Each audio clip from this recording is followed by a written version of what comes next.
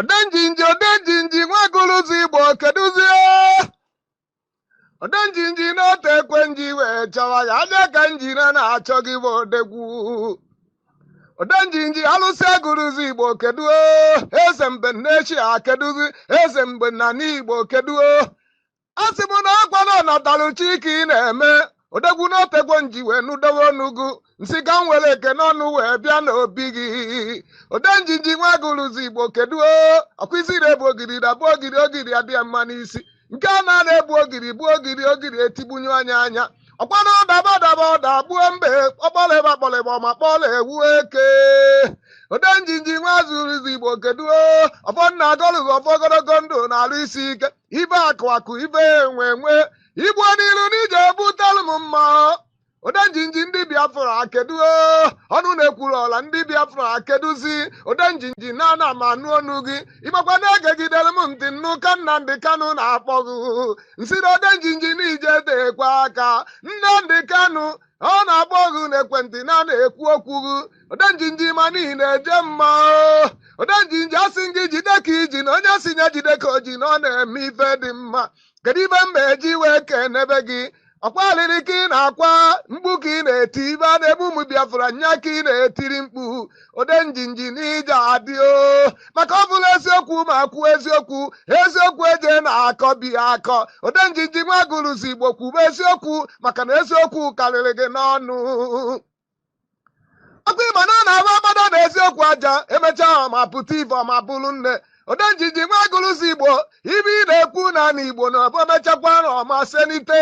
Odenjinji n'ihi ga-adị asị na onye amaghị onye na-abụ Odenjinji nya ju ke na-ese ka ọ mara amalụ. Arụsị agụrụzi Igbo keduo. Mgbadike a na-achụ egwu odegwu. Anụ a na-achụ egwu amaọkwa odegwu nwoke teghete. Eze nkọtọnkọ nyiri mkpuchite. Odenjinji nwaguluzi Igbo keduzi. Osisi na-amị ego nwagụrụ na-ekwereghị egwu. Osisi na-amị ego nwagụrụ na-akpọ.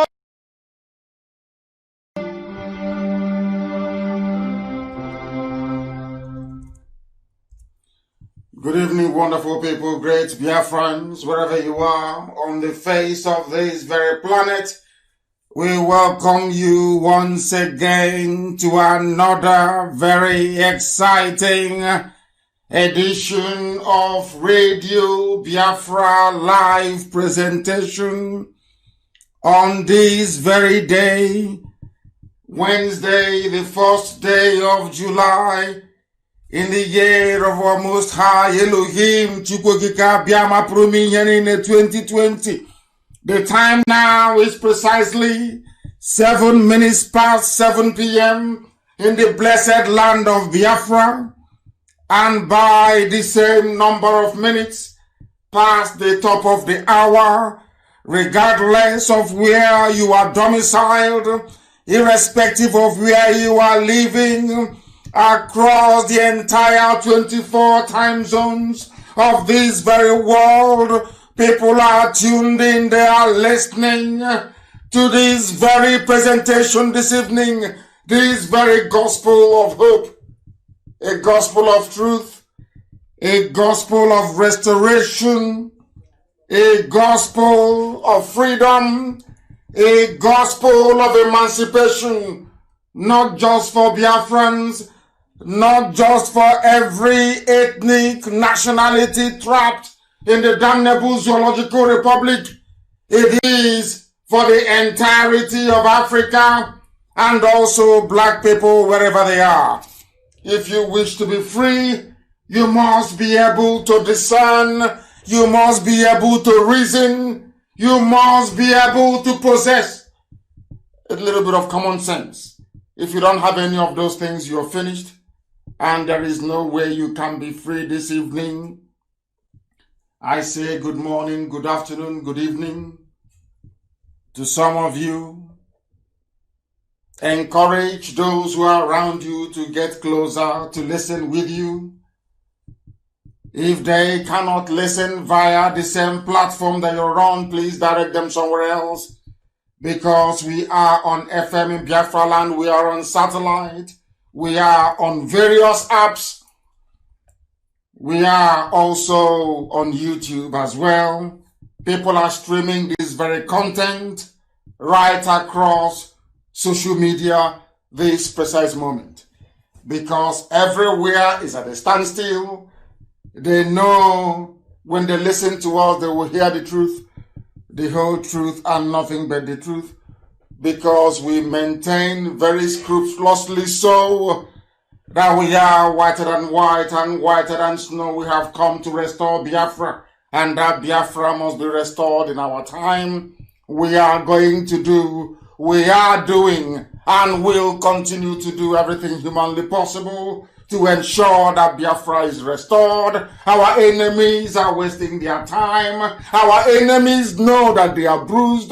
We are fighting a multifaceted war on many fronts, and we are winning all of them. My name is Nnamdi Kanu. I am the leader of the indigenous people of Biafra. I am the director of Radio Biafra and the director of Biafra Television, and by the very special grace of the Most High God,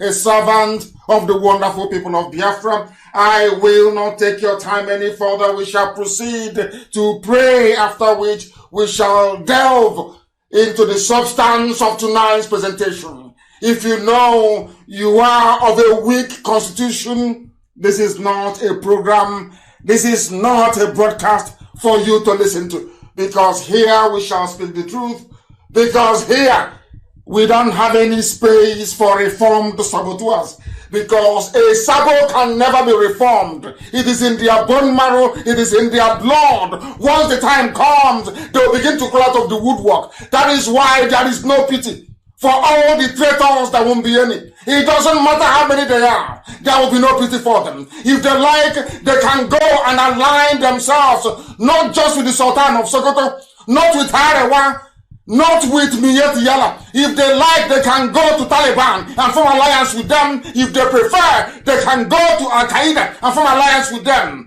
Insofar as this very march is concerned, insofar as we are marching into our God's own promised land, the land of Biafra, there is nothing the enemies can do. Absolutely nothing. And very soon we shall show them. Very, very soon and imminently, we are going to make them understand that the land belongs to us. If you're not afraid of the truth, then you listen to us. If you are afraid of the truth, then quite frankly, you have no business listening to us. Because here we preach the gospel truth. We don't give a damn who is concerned or who is adversely affected by it. As long as it is the truth, that is what we are here to preach. We must pray. And I will pray in the language of heaven, if you will permit me. Ezi onye nwanyị na Chineke na nke pụrụ ihe niile. Onye mmụọ na mmadụ na-efe. Onye mbara igwe na-egosi ọlụ aka ya. Onye na-adịgide ma ruo mgbe ebighị ebi. Onye ọ bụ naanị ya na-achị. N'ihi na ndị Igbo si na chi bụ eze. Anyị were aha dị etu a wee na-abụ ụmụ anyị. N'ihi na onye ọbụla gị na-abụ eze ebube dị ngọzi, egwu adịghị atụ ndị dị etu a. Anyị were IPOB wee nyefee gị n'aka eze ebube dị ngọzi. Wee were ezinụlọ Biafra n'ụwa niile wee na-eche n'iru gị. Ka amara gị na ebere gị wee zuo oke n'ime ndụ anyị. Ka ị wee gosi anyị ụzọ nke eziokwu gị. Ka iru gị wee chaa n'ebe anyị nọ n'otu n'otu. N'ihi na onweghị onye ọbụla eji ama atụ si na ọ bụ ya yiri gị eze ebube dị ngọzi. Akwa ọbịa mere ụmụ gị bụ ụmụ Chineke anyị anaghị efe arụsị. Onye nwe mbi n'igwe biko, anyị anaghị eme ihe ọbụla aka mere nna nke ebere dị ngọzi. N'ihi na ọ bụ naanị gị kotonu na nsọpụrụ niile ruru. Onye nwe anyị bi n'igwe eze ebube, nna ndị ụmụ ogbenye. Onye ọ bụ naanị ya bụ onye kere ihe niile ekere eke, mana omeghị onye kere ya. Lekwa ka ebube gị si wee sachi ihe niile nke ikere eke. Lekwa ka ịma mma gị si wee zuo oke n'ime ndụ ndị gị. O nweghị ihe ọbụla nke anyị ji. Anyị enweghị egbe, anyị enweghị ma anyị enweghị ụta, anyị enweghị ego. Mana ọ bụghị na-edu IPOB n'ụwa niile. Aha wee na-ehi ntụndụ ebe niile ụwa sọtụrụ. Onye nwe anyị na Chineke nna, ọ bụghị site n'ihe nke mmadụ dị ndụ mere. Ọ bụ site sọsọ na ebere gị, na amara gị na ọmịiko gị, na ịhụnanya gị ebe ndị gị nọ. Anyị wee na-akpọkwa ha nsọ gị, wee na-aja gị mma, wee na-eto gị.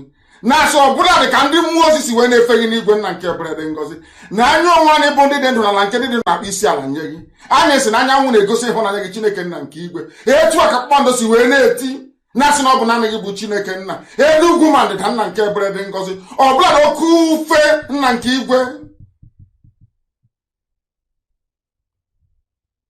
anyị wee na-asị na ọ bụ naanị gị na Chineke niile na ọba dara aka gị lee ka isi wee na-eme ma ila ndị iro ndị Biafra niile ebe niile ha nọ n'ụwa iwee na-emefọ ndị ọjọọ aka si ha wee na-aba ha ọnụ n'ihi na ka ha ọbụ ndị si na Biafra agaghị abịa ndị dị etu agaghị adị onye nwe m ha gaghị anọ ndụ wee hụ Biafra ka ha rabụ ndị ikwu ndị ka ha wee megide eziokwu gị bụ mbọ nke anyị onwe anyị na-agba ụbọchị niile onye nwe m na Chineke nna nyere ga-abụ nke ndị dị etu a ma anyị niile bụ ndị nwe obi ụtọ na obi aṅụrị n'ime gị anyị niile bụ ndị nwe ezi ịhụnanya ebe nzọpụta gị nọ mgbe niile ka anyị na-asị nna nke dị nsọ na anyị ga-ebuli gị elu ọka aka anyị ga-ebuli gị elu nwanne otu onye anyị na-ebuli gị elu anyị na-asị gị biko na eze ebube dị ngọzi n'otuto niile na nsọpụrụ niile dara aha nsọ gị eze ndị eze site n'ebighị ebi ma ruo n'ebighị ebi ise ise ise. We must proceed therefore unstoppably this very evening from this very location to preach this very gospel that we have been given to preach. I am sure that some of you brought your pen and your paper with you. And for the Janjaweed, those of you that have not moved on from their slate and their chalk, that you are trying as much as you can, at least to graduate into the use of a pencil and a piece of paper. I welcome each and every one of you from the bottom of my heart. And I do like the debate that is raging everywhere. I love debate. I love it. And hopefully one brave soul will abandon the habitation of gossip that is Facebook and meet me live on air on Friday, Chukwukika Biama willing. You will come on air and we will debate live. You will co-host the program with me. So it is not an issue of anybody being disconnected. Because I know that the workers of iniquity and idol worshippers, we know that all the forces of darkness are gathering against this unstoppable march of light.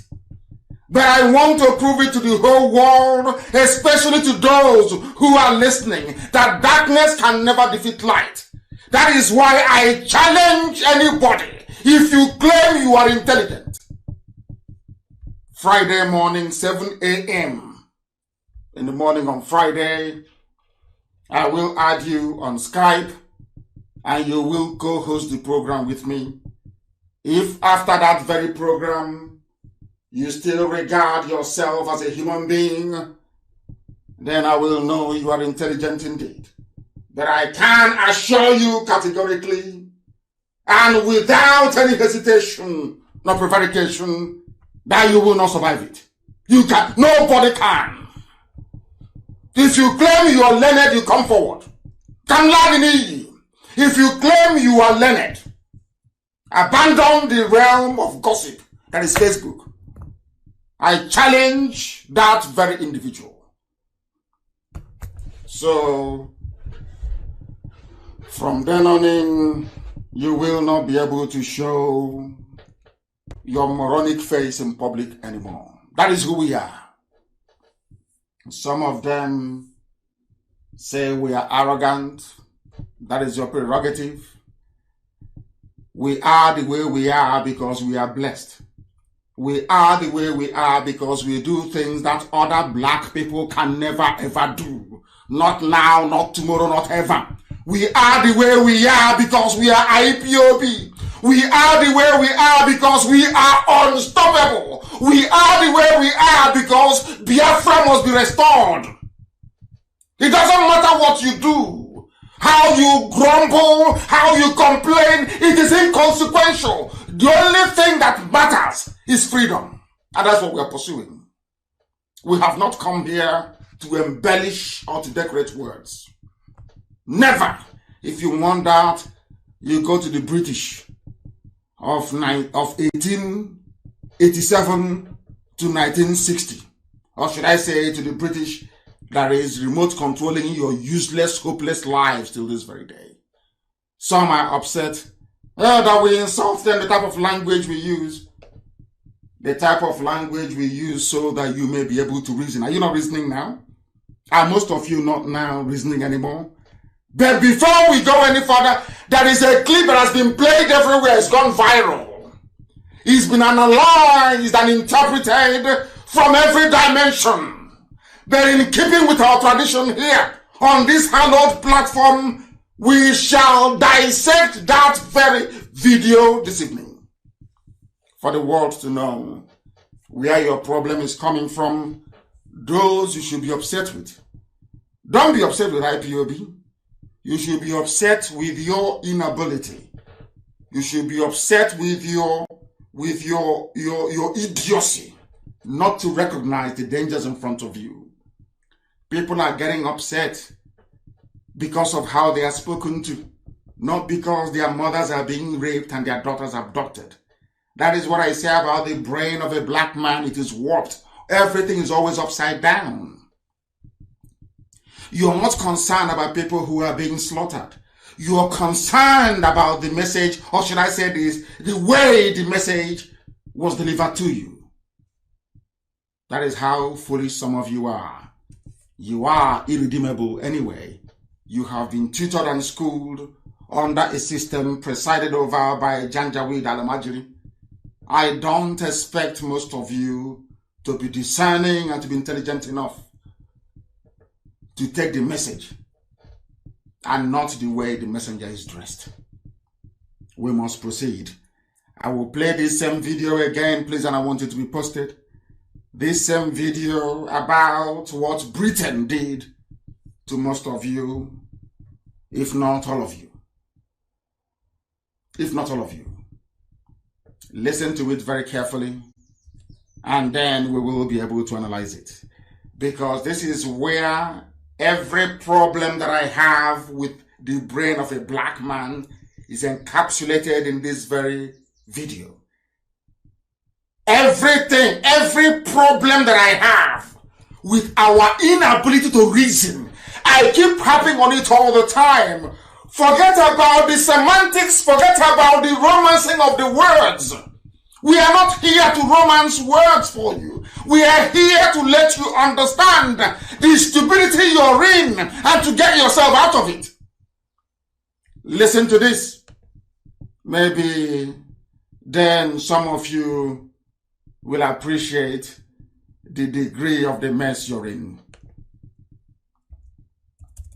Mrs. Carol Smith. Listen. Thank you.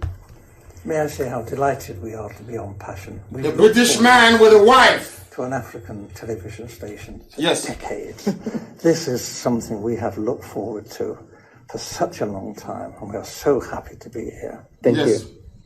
you. Mr. Aaron Smith was a young, bright, and principled Oxford University graduate. Oxford He was recruited by the colonial of the same Oxford that most of them went to. I went to Oxford, I went to Cambridge, I went to Princeton, I went to Harvard. I want you to see, to understand, to appreciate how somebody who is properly educated, I want you to understand their level of consciousness. I want you to understand how people who are genuinely educated, how they speak, how they behave, and the type of conscience that they possess. Unlike most of them in Africa, unlike most of the baboons that claim they went to Harvard, we went to Cambridge, we went to Yale, we went to Princeton. Garbage. All rubbish. This is a white man with a wife. I want you to listen to what this man has to say. Compare it with the level of cowardice and iniquitousness that you have in the zoo from those that went to the same school that this white man went to. Understand what he's trying to say. I want all of you who are concerned about the way we deliver this message to see where your idiocy comes from, to direct you to where your anger should be channeled to. Not messing about and faffing about on social media. We want you to reason. And until you reason, we will continue to preach this gospel the way we do. Any day you rise up in the morning and you're concerned about the death of your people in Enugu, then I will respect you. Any day you rise up and you're concerned about what the Mietiala is doing in Ebonyi State, then I will be respectful of your person. Any day you wake up in the morning, you understand that Delta State is gone, then I will respect you. Any day you get up in the morning and you understand that Willie Obiano is an agent of Janjaweed, that day I will respect you. Any day you wake up in the morning, you understand that there is something wrong for somebody to come from a fourth position to be declared the winner by a Fulani Supreme Court, that day I will respect you. Any day you rise up in the morning and get convulsed by what is happening at Lower Panta and now at Okwa, where people come from Mauritania, from Mali, from all across the Sahel to Abia State to live in the forest, that day I will have regard for you. Any day you wake up in the morning and you understand the desperation of the Janjaweed jihadists to take over River State, that day I will respect you. Any day you wake up in the morning and understand that those of them from Nigeria, the Zoo people, that claim they're your friends, whereas all they're trying to do is to put you down, to subjugate you, to enslave you, that day I will respect you. But until that happens, you are a baboon and you're a monkey, you are nothing, you're a pseudo-intellectual, you know nothing, your brains are empty. And that is why you have no electricity, you have no running water, you have no good schools, you have no hospitals. That is why you find solace in hiding under what? The style of the delivery and not the substance itself. That is why you are beneath a human being, and that is why I would rather befriend or be close to a chimpanzee than to be close to any of you liars, deceivers, and cheats. All of you, hypocrites. This man went to Harvard. Sorry, he went to Oxford. Many of them went to all these Ivy League, I call them Ivy League universities in Europe and in America. This is how a white man behaves. No matter what you say about what, I remember I told you before that even in Britain there are good people in Britain. I told you that many, many times. That British people on average are conscientious, they are good people. Forget about their government. Listen to this man. This is, should I say, the fulcrum of what we're going to discuss this evening. Listen. In office and posted to Nigeria. He took his final examination a year ahead of his class. He also married Mrs. Carol Smith, whom he met while they were both at Oxford University. Yes. Together they went to Nigeria, where they had their 2 children. Mr. Carol Smith, you were featured in a program recently by BBC Radio 4, titled Document, and that was hosted by Mr. Mike Thompson. You are alleged that the British government rigged the first and most important election in the history of Nigeria in 1959 in favor of the North. Am I correct? Yes. Did you understand the question from the interviewer? The interviewer is a black man. Some of you have seen this clip. But in keeping with the brain of a black man, we don't delve into issues, we don't analyze it properly. No, we don't. This man is trying to let you understand the history of rigging in Nigeria. He wants you to understand who brought in rigging. I was watching a black brother in America today, an activist, with his assault weapon and his side pistol. Do you know what he said? A black American, he said in the main that black people are innocent and good people. That some white folks introduced evil to them. I want people to understand that had Britain not brought in rigging, Britain, had they not brought in rigging into the zoo, there would be no rigging today. I want all these pseudo-intellectuals, all these professional petition writers for hire. Any politician that we deal with, he will go and recruit some idiots, 4 or 5 of them to be writing rubbish. I want to tell you, all you zoo animals in Nigeria, this is where you should be channeling your anger and your desperation to these people that caused you unbearable pain and suffering, not just for generations before you, but for your children and your children's children, so that you place your anger properly. That is the thing about black people. They don't reason very well. They don't know how to channel their anger. Somebody came from somewhere, took you away in chains, tied you up in chains, gave you their God, you accepted it. No problem. Somebody's coming and telling you the truth, and you're saying it's an insult.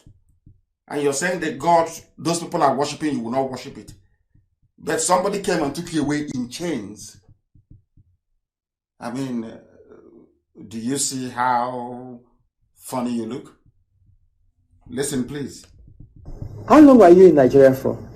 From 1955 to 1960. Yes. And we were based in Lagos. Well, I was on the staff of the Department of Labour. I was largely occupied with employment problems, all the employment exchanges, and statistics and international reports, and was kept pretty busy.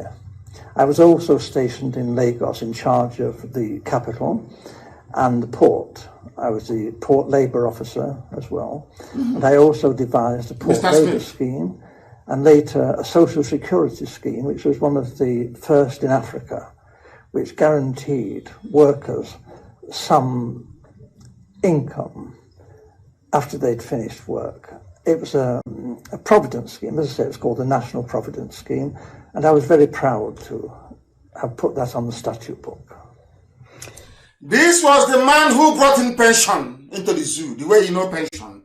If you're a pensioner, if your dad or your mom works for the government and benefited from the pension scheme, this is the man responsible for introducing pension into Nigeria. So you must take what he's saying very seriously. That is why I said that the build up to it, I have seen people analyze this, but I don't think that actually the people don't understand the gravity of this very interview. People don't know how deep it is, because encapsulated within what this man is saying or what he had said in the past lies all your problem. And the fact that you cannot see it is because you're a black person. You cannot see. Your brain is not fine-tuned enough to grasp very salient points when they say it. This is the man responsible for bringing in pension scheme into Nigeria. This very man, Mr. Smith, with the wife, being interviewed by a black journalist. Let's continue. I was going to ask you what your role is. You've mentioned 3 important. Is there any particular name given to your office while you were there? Just labour officer. I was a labour officer, a senior civil servant. Okay. I only intended to stay in Lagos initially for 2 tours of duty. Although because of this conflict with the elections. Conflict with elections. Please, I want people to listen attentively, please. The only thing I'm doing in life is I just want black people to reason. Even for 1 second. Only 1 second. 1 second only. Just reason for 1 second. Forget all your petty envy and jealousy and greed. We'll deal with that later. I just want you to listen and be truthful to yourselves for once, that you may learn what we have learned. That is why IPOB is undefeatable. You cannot. That is why no matter how much you yap your rubbish and write your garbage, if you go back to the house, your wife will ask you, Nani, have you heard what IPOB said today? I want you to pay attention. This very clip I'm playing, this video, is the most important video in the history of Nigeria. It is the most critical. This very video. That's why we must be patient. We will listen. It's about 24 minutes. We will listen to each and every word that comes out of this man's mouth. Very important. Listen, please. There were difficulties. Actually, government wouldn't let me leave the civil service. They didn't want him to They leave. were determined that I should stay in the civil service They wanted him to stay. after my 2 tours. And I was offered very considerable incentives, Like? including a knighthood, Knighthood. to stay and work for government. Primarily this was because I had access to state secrets. I learned, and the government... He had access to state secrets. So to keep him quiet, they offered him knighthood. Listen, please. What are those secrets that this white man, that is an Oxford-educated white man, a top civil servant in Lagos during colonial days, the man who started the pension scheme in the zoo? Why did they offer him bribe of knighthood? Why? What is that thing he knows? Listen. Governor General himself confirmed this to me, that the elections were rigged. Elections were rigged? The intention was that the North should rule Nigeria. Are you listening? When Tony Blair came, where did he go to the North? Why is it, have you ever asked yourself this question? Why is it anytime there is money for anything, he always goes to the North? World Bank, North. Gas pipeline, go to the North. Refinery, Kaduna, to the North. Everything to the North. Why? Because Britain wanted the North to rule. Britain wanted the North to rule. By North, I mean Janjaweed, the Fulani. Because they are very stupid and useless and easy to control. They are the only people that abandoned everything, their way of life, their culture, everything, and absorbed everything Arabic to their name. That if we begin to reel out all the names of the Janjaweed or Minyeti in high political offices, it sounds as if you're in Saudi Arabia, calling out the ministers in Saudi Arabia. Britain understood that with their Al-Majiri Rankade culture, that the Fulanis can be controlled. Why was it easier for Britain to control the Fulanis? Exactly the same reason the Janjaweed have today over the likes of Mohanese Ndioshin and Diama and the rest of the very greedy pack, I call them, the envious pack. Why? Because there is only one thing you need in life for you to become an agent of an oppressor. You must be an envious bastard. You must be an envious person. Do you know why Britain chose the Fulani? Because the Fulanis had a natural hatred for anybody who is educated from the South. For anybody who is a progressive. They didn't want it. There's something now, if you look at everybody that has fallen prey to the march of the Janjaweed to colonize and Islamize the South, all those with a chip on their shoulder, people who are very envious by nature, people who are driven by jealousy. I don't know if I'm making this point very clear. I don't know. Listen carefully, please. It is just like your body. The only way a virus can attack your body is if your body's immune system, your defense system is very weak. Either through stress or illness or whatever it is. If your defense mechanism is strong, your antibodies, your white blood cells are very strong, it is bring it on. Any virus that comes will be attacked. The same thing happens in real life. A fertile ground for betrayal must be built on envy, greed, and jealousy. With those three things in place, you are now a prime candidate to be converted, to subvert the will of your people, to sabotage them, and to become a frontline traitor. What the Fulanis were doing was treachery. Treachery not just against themselves, but the whole of Africa as a whole. And Britain was using them to accomplish this. The idiots, because of their envious nature, towards an Igbo man, towards the South, the entire South. They could not see that what they were doing was counterproductive. This is what I want black people to understand. Blacks don't understand this. They never reason this far. Because anytime you see a black person working against the interest of his people, forget about financial considerations. Of course, that plays a very big part if you're an Igbo man. Look at the underlying causes. It's always envy. I cannot be like them, so let me work against them. I cannot be like as consistent as IPOB. I cannot be as unbribable as IPOB. I cannot be as gifted as IPOB. So the next best thing for me is I will hate them.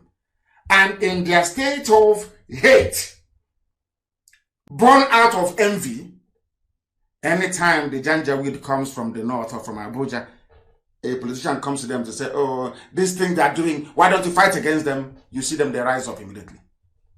And they start writing rubbish. Exactly. Britain used it on, I told you before, they used it on the Fulanis and it worked perfectly well. Till today. I keep asking people, where is Aburi? I don't know what is. We want to restructure. Obasanjo is saying we restructure. Tinubu will let us restructure. We must restructure to move forward. It was better. And I keep asking this question and nobody wants to answer. Where is the Aburi Accord? Where is it? One of the signatories is alive. You went to a conference, you agreed on something. Go on. Where is it? Where is that document? To say for all this nonsensical garbage about restructuring, not restructuring. Where is Aburi? Being a typical slavish, moronic black man, of course, and the devil's incarnate that Gowon is. Gowon is busy. This is a typical black man, busy praying, saying he's praying to, of course, to Lucifer. He's busy praying. Whereas the document that could have solved all the problems is somewhere in his cabinet in his house. Why won't Gowon bring it out? Because Gowon and his people are envious of the industry and ingenuity of a Biafran man. The reason why Aburi was not implemented, I want people all around the world listening to understand. I'm speaking very calmly today. To understand the genesis of our problem. To understand that the way a white man reasons is different from how a black man reasons, and that is why we're in the mess we're in today. That's all, nothing more, nothing less. Because a black man does not see rivalry. A black man doesn't see banter. A black man doesn't see healthy competition. Where there should be competition, oh, let me try and be like him. Let me try and be like her. They bring in envy. Let me hate them because I cannot do what they are doing. That's all. As soon as we understand this very simple problem, all of our problems are solved. They used Fulani because Fulani had one thing then, a hatred for the educated South. So Britain felt, people who are schooled in divide and rule, the best thing to do is to give power to illiterates, to cattle rearers. Let them start so they will mess everybody up. So even the Britain that created the zoo, that is why I call Nigeria a racist construct. Britain that created the monster, the zoo, never had good intentions in the first place. Because if they did, there is no way that somebody preaching democracy, preaching good governance, preaching development and transparency will be actively involved in the rigging of election and in the subversion of the will of the people. Just tell me why they will do it. Why? If not out of, let us suppress them. You cannot, a virus cannot attack your body unless your immune system is weak. And what causes weak immune system is stress. Number one, stress. Number one, your immune system is down. Or maybe now 5G mass. And they say it's conspiracy theory, but go to South Africa, you see what is happening in South Africa? You know it is 5G mass. You will see it weakens your immune system so that when this deadly virus comes, you stand no chance. Go to South Africa, the first to launch 5G. Vodacom is on 5G, MTN is on 5G in South Africa, and they are falling like flies. We'll come to that later on. All I want is for black people to reason. If you don't get black people to reason or raise their level of consciousness to a particular level, you can never be free. We can never be free. No matter how hard we try, we can never be free. Because in the Western world, in Europe and in America, even in Japan, in all advanced economies, from kindergarten, from nursery school, they begin to teach them their rights. And after teaching them their rights, they'll tell them that don't allow anybody to trample on those rights, even if it means defending it with your blood. Do they teach us that? Of course not. Let's continue. Listen. Even in 56, the northern leaders were very proud and were saying, if they couldn't run Nigeria, never mind elections, they might not join Nigeria. They might. Janjaweed, Ahmadu Bello, Tafawa Balewa, the northern leaders, those preaching to you want Nigeria today. That's why I look at people and I wonder, you know history. Some of you pseudo-intellectuals on Facebook, you claim you're learned, you claim you understand history, you claim you're well-read. Have you not come across where it was explicitly stated that the North will secede, they will leave? It's called Araba, they want to go. They don't want to be part of Nigeria. It was Nnamdi Kanu that begged them to be part of one Nigeria. Are you not aware of it? Who is now claiming they are not aware that it was Nnamdi Kanu that allowed them? Who is not aware? Nnamdi Kanu was pleading with them, saying, don't go, don't go. He wants, Britain built an empire called Nigeria. Azikiwe wanted to come and be the emperor. Azikiwe forgot that for an emperor to rule an empire, you must go to war and you must conquer all those places. Not for a foreigner to conquer it for you, a handover. It doesn't happen that way. Have you heard it now? When you hear it, we cannot allow anybody to secede. You cannot secede. But it was the Fulani, the first people to threaten secession. The Fulani people. That is why I said that this, our people, we don't, unless it is a scandal or gossip, people don't watch videos, they don't analyze it very well. Only gossip they are interested in, or comedy. Go back to every problem of the zoo is here. Let's continue. They might leave. And we all thought, well, how would they survive? How would they not survive? Industries, there's not a great deal of agriculture, some groundnuts in the north. This wasn't very practical at all.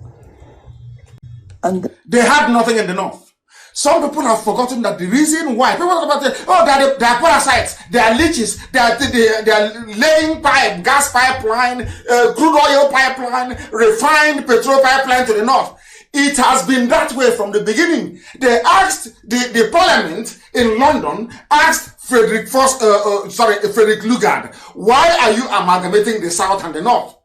Forsyth said because the north is very poor. They have nothing. Till today they still have nothing.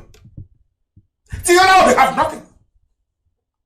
There was agriculture from the north, granite pyramid. We have seen how they build it. They build a scaffolding on that, and then they pile one bag of granite.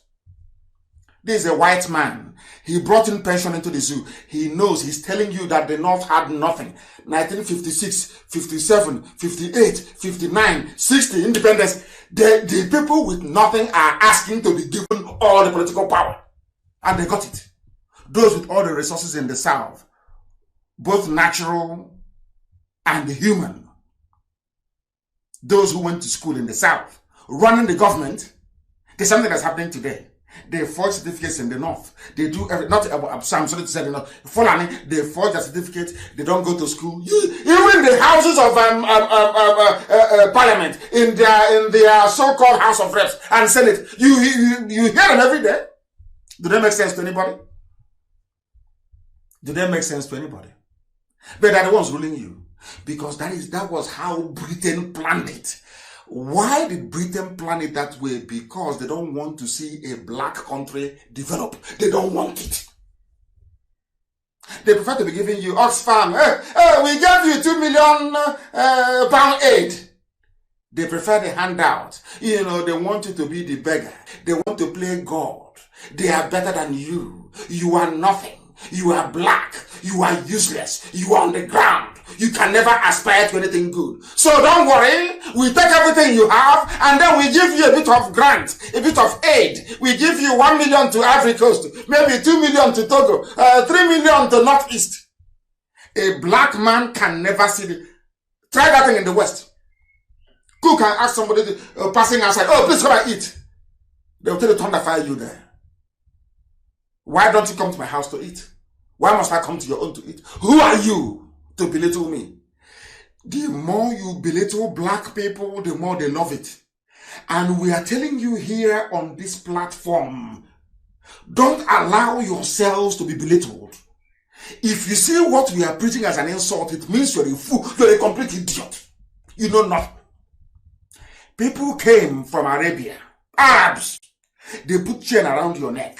When I preach it now, they say it is religious phobia. Idiots who don't know anything. Because of your stupid sensibilities, we can no longer preach the truth. If I say the truth, because of political correctness, I'll try to sidestep it. You are mad. You are insane. They came from Arabia to take us as slaves. They put 2 sticks around our neck.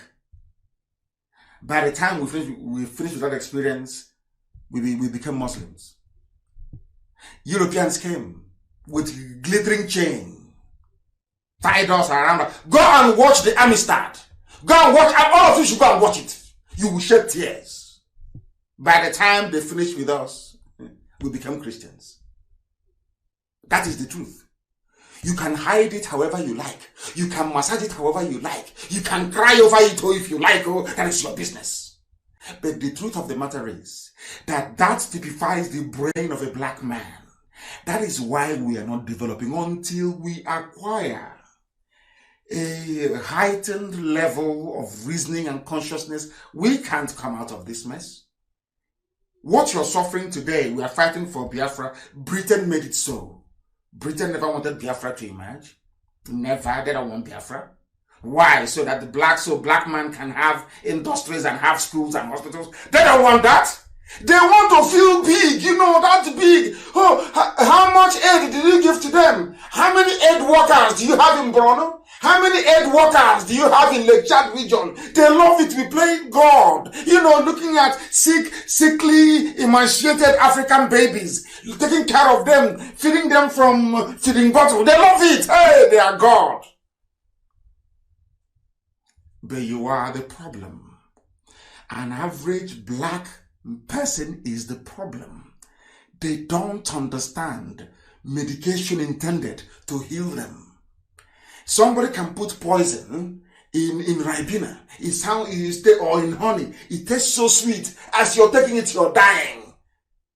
If we ask you to stop taking it and take quinine, take something that is bitter, take the water you get from bitter leaf, you know it's very medicinal. You say, no, it's too bitter, I don't want to drink it. Oh, give me that honey. The Oyibo will come feeding you honey, laced with poison. And you're dying slowly. And IPOB will come with water, scented leaf, highly medicinal, and ask you to take it. You'll be alive. You'll get well. You say, no, it's too bitter. I want sugar. Please bring me honey. Bring me sugar. That is what is happening. Nothing more, nothing less. Let's listen to the truth, please. And then it was, the Governor General seemed to be thinking that the North couldn't, even if it won an election, rule Nigeria by itself. The South wouldn't stand for that. So there had to be a partner, either the Igbos in the East or the Yoruba in the West, to team up with the North. What he didn't want was for the 2 southern parties, the Igbo and the Yoruba, to team up to form the government. Britain never wanted Oduduwa and Biafra to be together. Never, from day one. The reason why I say that this is the most important video in the history of Nigeria is because it contains everything. Now you can understand all the whole South-South nomenclature, Niger Delta garbage. You can understand all that foolishness, where it's coming from. I've asked this thing before. A few weeks ago, I reeled out all the names of the ethnic nationalities in the North. Some of you were shocked. There was not one single minority commission in the North. The reason why Britain saw it, the reason why they advised go on, please create River State, create Cross River State, as they call them, was because they understood the essence of divide and rule.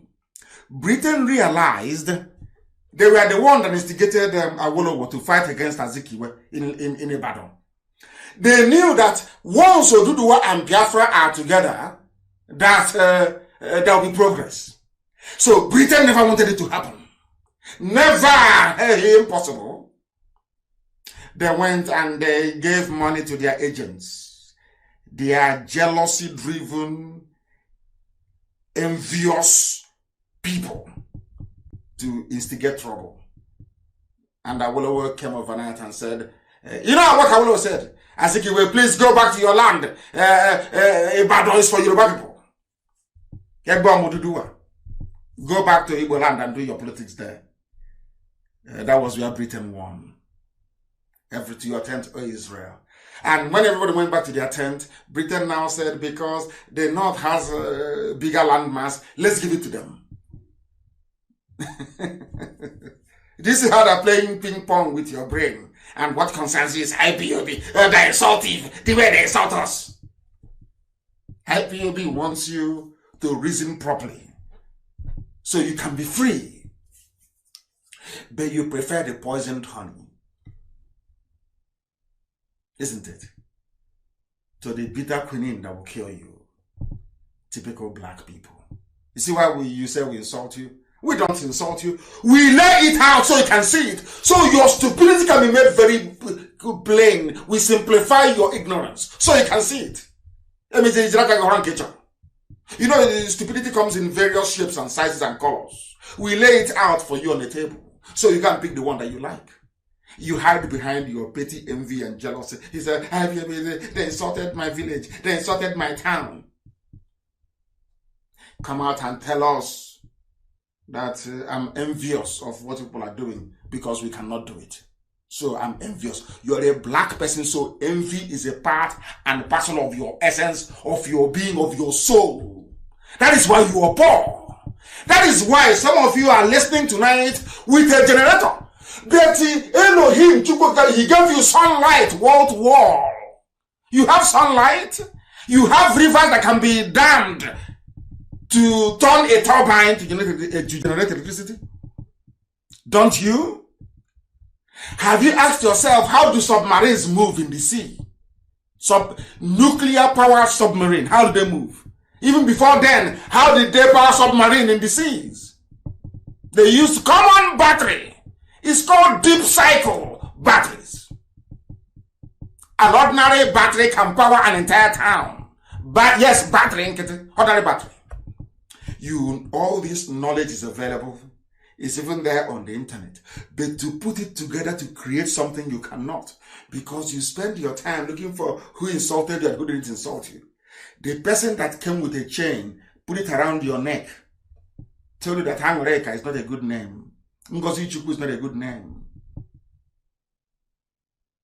But Benita is a good name, you accepted.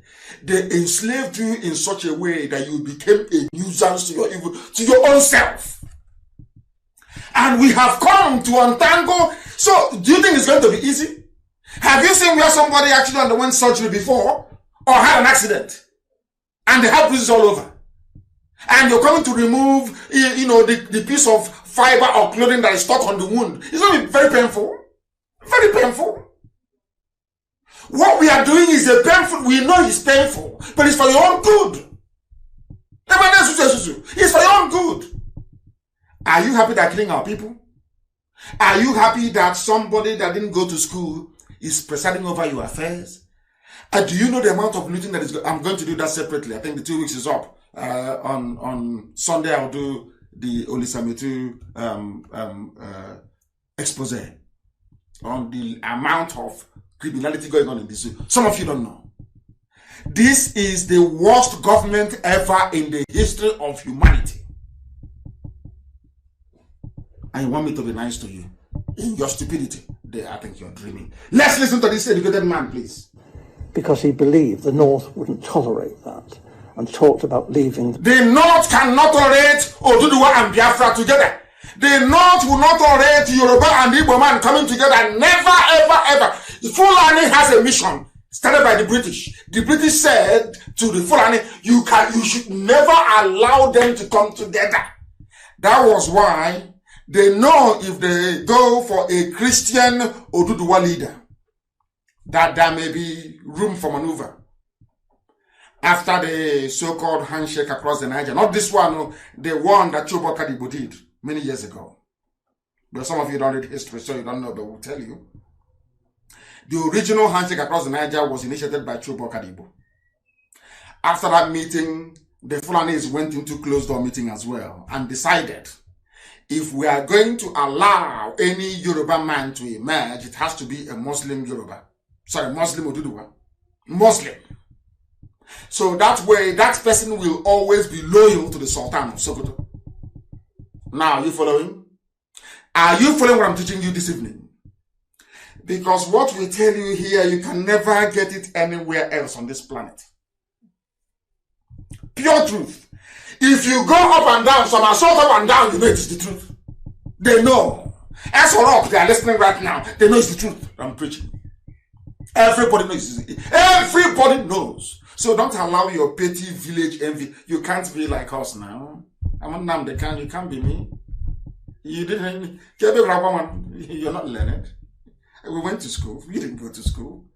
So how can they defeat us in a debate? How is that possible? I ask you. We are not being proud or, boastful. It's a fact of life.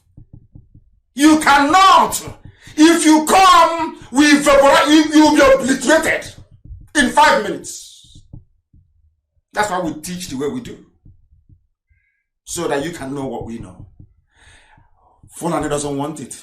That is why whenever they see an alliance forming between Oduduwa and Biafra, they will go and pay their irats more. They recruit more Yoruba journalists. They start to write garbage. But the Yoruba idiot writing this crap to destabilize Oduduwa Biafra alliance thinks he's doing himself a favor. The same reason why Aisha's boyfriend is in Asorok. Everybody knows that man there is not. Who doesn't know? Everybody knows that. We all know. But ask yourself this question. Why is it that a country of a contraption, as you say, of 200 million people cannot rise up one day and say enough is enough? Ask yourself that question. Why? Why is it in the interest of some people that Aisha and her boyfriends and all these idiots that remain in power to 2023? Have you asked yourself why that is the case? Why they are saying they will still retain power in 2023? Have you actually sat down to ask yourself why that is the case? No, you have not. And how can you? Listen. In the Federation. So as I learned, in a small way at first, but very rapidly I learned about the election fixing. And as I say, this was... Election fixing is election rigging. And who rigged the election? The first proper election in Nigeria was rigged. It wasn't rigged by INEC or FEDECO. It was rigged by white people, by Britain. Britain wanted to teach you how to be corrupt. They wanted to teach you corruption. See what they do? They want to put it in you. As is that day, has there been any free and fair elections till today? No. That is why when you go to them, they will write their report. They will say, we went there was a few problems in 2 or 3 polling stations, but it wasn't significant enough to affect the overall result. Every 4 years, that is, if you want me to give the report of 2023, I'll give it to you. If you want me to give you the report of British electoral observers and EU in 2023, I'll give it to you now. What it's going to say is this. We witnessed some violence, some ballot snatching, and a few people who were disenfranchised, but overall, it wasn't significant enough to affect the outcome of the election. End of story. Right? What is today's date? Today's date is the 1st of July. The time now is 4 minutes past 8 p.m. in the evening. In 2023, Biafra will be gone by then. 2023, I will bring it out then and I'll play it again for you people. Or form, I'll try and save this. Their report, I'm telling you, the EU and the British observers, their report I'm telling you today, what they're going to say in 2023. We witnessed violence, people were killed, houses were burnt, properties destroyed. But overall, it wasn't serious enough to impact the outcome of the election. And they put another Fulani Janja with there. That's how they do it. It was confirmed to me by the Governor-General. He actually said that he wanted me to know the truth because he wanted me to know how much trouble I was in. You mentioned statistics. You were collecting figures. Yes. Is that for labor and unemployed people only, or listen, please? Primarily, but obviously my interest was in the population of Nigeria. Yes, and Awolowo, the Yoruba leader of the action group, and Chief Enaharo, they too, other people were saying, where are all these millions of people in the north? Where are they? We're going up there to campaign. We want to know, And you see all these, thousands of miles of not very developed countryside, and yet the northerners are claiming that their voting registration figures are larger than in the south, larger, far more people up there. Well, actually, if you went through the Igbo land, Enugu and that, you saw lots and lots of people. Are you listening? A white man or Igbo, British, is saying that in the north it was sparsely populated. Listen carefully again. I don't know why the people don't. Hey, hey, God, this UG black people. Black. Hey. Did you hear what the white man said? The white man said that other politicians were worried about the high number of figures coming from the north. And who are those people? Biafrans again. Because we see things before it happens. The same way that people never voted for Buhari from day one, because we knew the man was bad news. But Oduduwa, out of spite, went behind our backs and voted for Buhari in 2015 to put us in this mess now. The same thing happened before.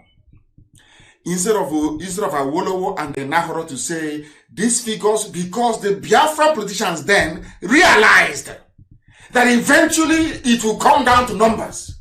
They were campaigning. Look at the numbers from the north.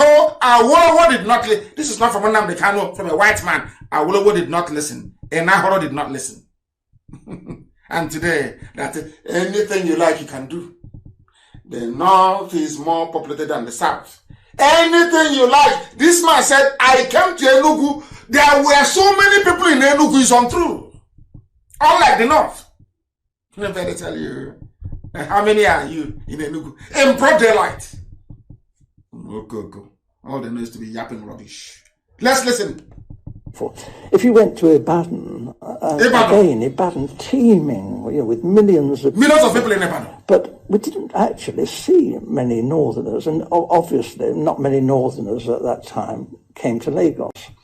So this did arouse suspicion. Now, the Europeans, not stupid, we are watching what's going on in Nigeria, and we too are beginning to feel there's something not quite right here, that maybe the elections are not going to be as straightforward as they're meant to be. Nigeria was being described as the showcase of democracy, and it was expected that the nationalist leaders would win through. But actually, when the election results were announced by the Governor-General, before the vote was even in, the British Governor-General, 1959, announced the result before the ballots were even counted. And I need people to understand that when people say that the devil is a black man, it's not that that Lucifer is black or it may be, I don't know. It is that there is this propensity in a black man to always dig out evil where there is good. And something occurred to me this evening before I came on air.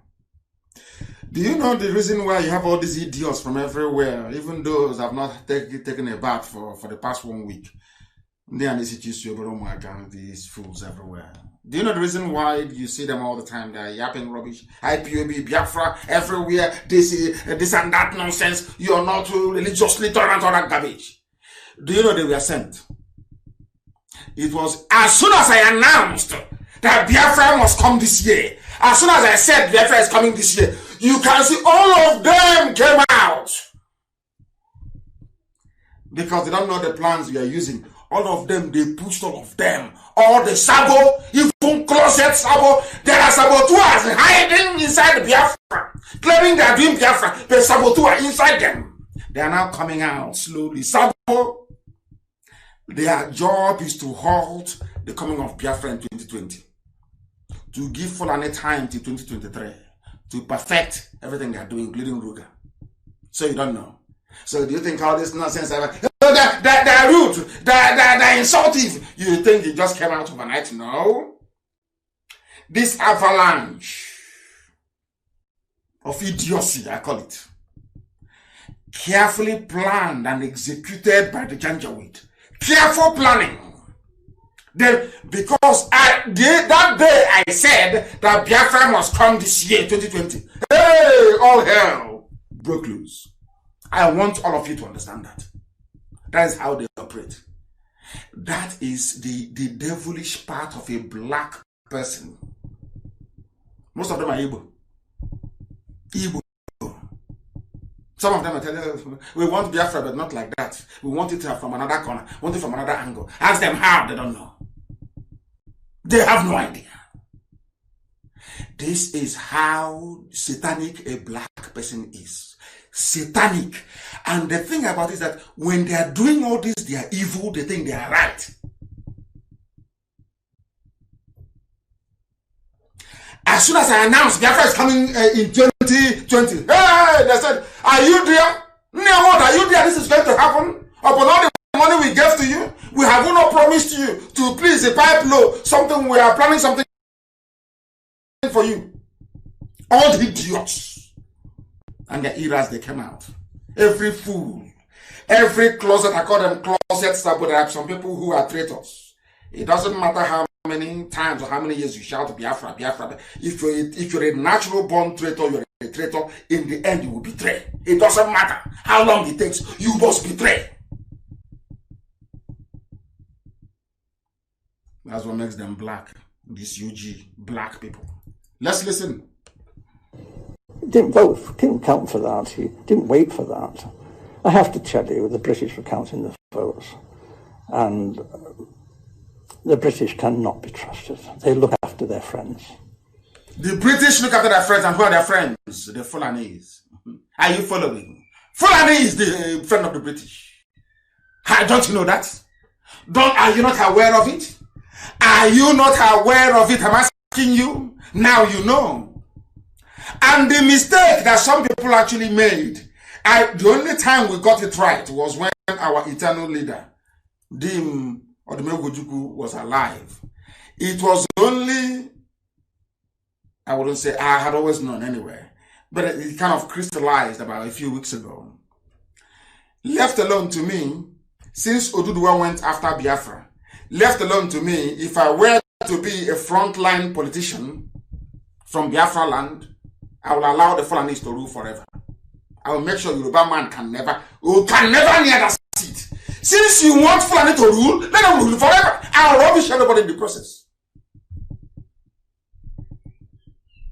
Now you understand why the likes of what's his name? Nzeribe said no to Abiola. Not because he wasn't a Democrat, no. A lot of them did it that time in order to remind Oduduwa people that betrayal doesn't pay. Don't you know that? That's what it is. Here you had a chance to keep Jonathan, who was a very moderate individual. Oduduwa said no because they didn't have enough ministerial positions. Only just to benefit a few families only. That's all. Now everybody's suffering. And have they learned anything? I doubt it. Maybe the newer generation may guide us in the right path. But the old ones, no, they know nothing. I'm going to tell them, you're insultive. Let this man tell you what. Britain announced the result. It's not, you know, black man always copy evil very easily. All the rigging techniques, Britain gave it to the zoo. To the zoo they created. Loyalty is the big thing for the British. And we were friends with the emirs of the north. Britain was friends with the emirs of the north. Emirs of the north. Now you understand it very clearly. Not with you, but with emirs of the north. People are telling me it is I should also try to accommodate other aspects of our news this evening. British, they always look after. That is why when Tony Blair came, they went to the north. Let me tell people one thing they don't know. The world view the zoo, Nigeria, from the lens of Britain. Britain tells you what is happening. After it is their colony, it is their contraption, they created it. So who else is an expert on zoo affairs if not Britain? That is why Britain will go and tell America, oh, please support the North. They will go to EU, oh, support the North. Oh, it's the North, support them. And you and I are suffering. And when we try to remind ourselves that we are suffering, one idiot will go to Facebook or go to Twitter and writing rubbish. Fueled by envy and jealousy. Nothing more, nothing less. To him, servicing his envy and jealousy is more important than being free. He would rather be a very envious, person than to be a free man. That makes him black on Isuji, evil to the core, to the bone marrow. You've heard the man. Some of you don't know. Do you know why Nnamdi Azikiwe turned and became anti-Biafra? Nnamdi Azikiwe was one of the people that composed the Biafran national anthem. If you don't know, let me tell you. He was part of Biafra. If you ask our dear elder, Mbazulike Amechi, he will tell you. Azikiwe agreed at the point that Biafra should come. Forget about the leadership. And he was blackmailed. They blackmailed him with ACB. I'm sure our dear elder, one of the very few genuine ones, Mbazulike Amechi, may shed some light on that. He was blackmailed. That was what killed Mazi Nnamdi Kanu. Bonojike lied to save Zik. That's why Bonojike died at the age of 41. Go and ask. Mazi Nnamdi died defending a very corrupt Nnamdi Azikiwe. I don't know why he's bearing my name. Azikiwe. Bonojike took an oath, swore. If you don't know, let me tell you. They blackmailed Azikiwe. They told him, if you don't support one Nigeria, we'll expose all the documentation you had, all the loans you took from Africa Continental Bank that you never paid back. He said, okay, I have to agree. Now, do you see why they tried to blackmail me? And I said, no. I love it anyway. I love when I'm being talked about in whatever way, in whatever shape, whatever form. They don't know that I know history very well. When the Janjaweed, they try everything and it fails with their Oduduwa lackeys, they are lap dogs from Oduduwa. They are lap dogs, Yoruba lap dogs to the Fulani. When they try everything and it fails, they go for blackmail. And I warned you people here on Radio Biafra. I warned you in 2014. I warned you in 2015. I said to you that we must train ourselves to be very, very strong. And some asked me why. I said because the heavyweights will join this very battle of blackmail. And BBC has joined the battle. They used BBC Igbo and BBC Pidgin to open up their phase of attack against me and IPOB. If you go and Google Nnamdi Kanu, you will see that same news. It's been there for nearly a month. BBC Pidgin. In that news, it says that Nnamdi Kanu collects $85,000 every month to rubbish Nigeria. Not that I pay, but I collect from people. BBC. And you know the funniest thing? That news has been there for over a month. It's not moved. It's been there. If you Google IPOB, you will see the same news. If you Google Nnamdi Kanu, it is there. If you go to Biafra, it is there. If you do it now, you will see it there. BBC Pidgin. Nnamdi Kanu, IPOB, Nnamdi Kanu, they collect 85,000 to rubbish Nigeria. It is the upside down news, upside down. That is what they do. Because they have looked everywhere. There is nothing in the closet, no heavy blackmail. They went for that one. An outright lie. But it doesn't matter, from the BBC. He's there sitting there. And I warned you about this in 2014. A time will come, they will attack us with everything they've got. If we can stay strong, right now, if we can remain strong and resolute, and mount the way we attack, impacts, mount counter-offensive immediately, we will defeat them. And we are defeating them. They did it to Azikiwe ran away from Biafra. That's what they do. That is their specialty. That is what they specialize in. For you to be part of IPOB, leadership of IPOB, high-ranking officer, a coordinator all the way down, if you're not in the spirit, you can never understand what we are doing and why we do it. You can never understand it. Nnamdi Azikiwe was for Biafra. Blackmail, simple blackmail. The same way some idiots stole my phone in Enugu. One day we'll remember them. You will hear their story. One day, like that. Thinking that by releasing the picture, a video of me and my wife in my own bedroom, that somehow I will stop Biafra. You see how foolish they are. Owazurike kidnapped me. They stripped me naked and were videoing me. Women were urinating on me. Are you aware of that? Have I told you that before? Owazurike videoed it. I wanted to use it to blackmail me, and I told him to go to hell to publish it. I dare him to do it. It didn't stop me from the... It was then I realized that Chukwuka Biama said, I'm going to put you through all these things to see if you're ready for this very battle, because you are going to meet monsters ahead. It's only preparation. And that's where we are today. Some of you don't know this, do you? That is where blackmail to us is rubbish. It's never worked before. It can never work. It can never work, not to us. It worked on Azikiwe, and they got him. And he denounced Biafra.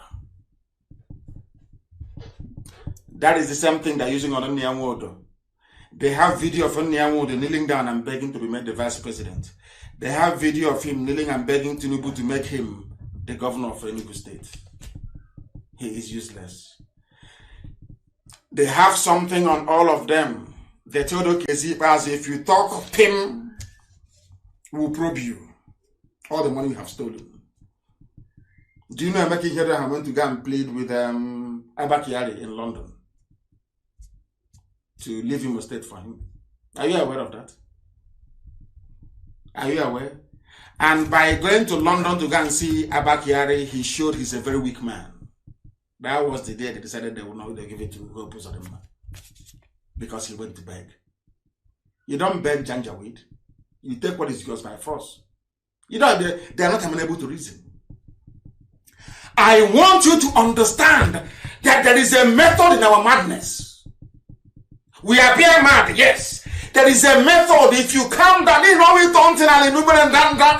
you calm down, you will understand that our method is delivering the result. Everywhere is IPOB and Biafra. Everywhere blanket. We know what we're doing. But if you're a fool, you cannot see it. Because you're not under oath, you're not in the spirit. Once the the demon of Sabo goes inside you, you're finished. You're gone. Now you understand what we are doing. I said I was going to listen to the whole of this, but I think the time is going and we'll have to leave it for another day. But I need you to understand that now is the time for us to attack more. If they say we are being insulted, insult them 100 times more now. Because the devil has come out. That will be easy. The serpent has reared its ugly head. We must decapitate it. We must cut off the head of the serpent. Now, not tomorrow. You don't know it's a coordinated attack against us to see if they can get our people to move. To say, oh, I don't want to, if it's the type of Biafra that is going to come. Me, I don't want it to, Biafra is not religious freedom. Rob, when I say that you are free to worship a snake if you want, they don't want to hear that. No, they don't want. We need a Biafra of freedom, a Biafra of religious tolerance. But you heard me say on Radio Biafra that you can worship a tortoise if you want to. You can worship a goat. That is your business. Onyenachia, they will never hear that one. Is that one that their treacherous, envious, Sabo nature is telling them that's what they want to write? That's what they will write. That is what it doesn't matter how you explain. That thing they want to write is what they will write. Because they're foolish. Because they're not in the spirit. They don't understand what we are doing. They don't know what we're doing.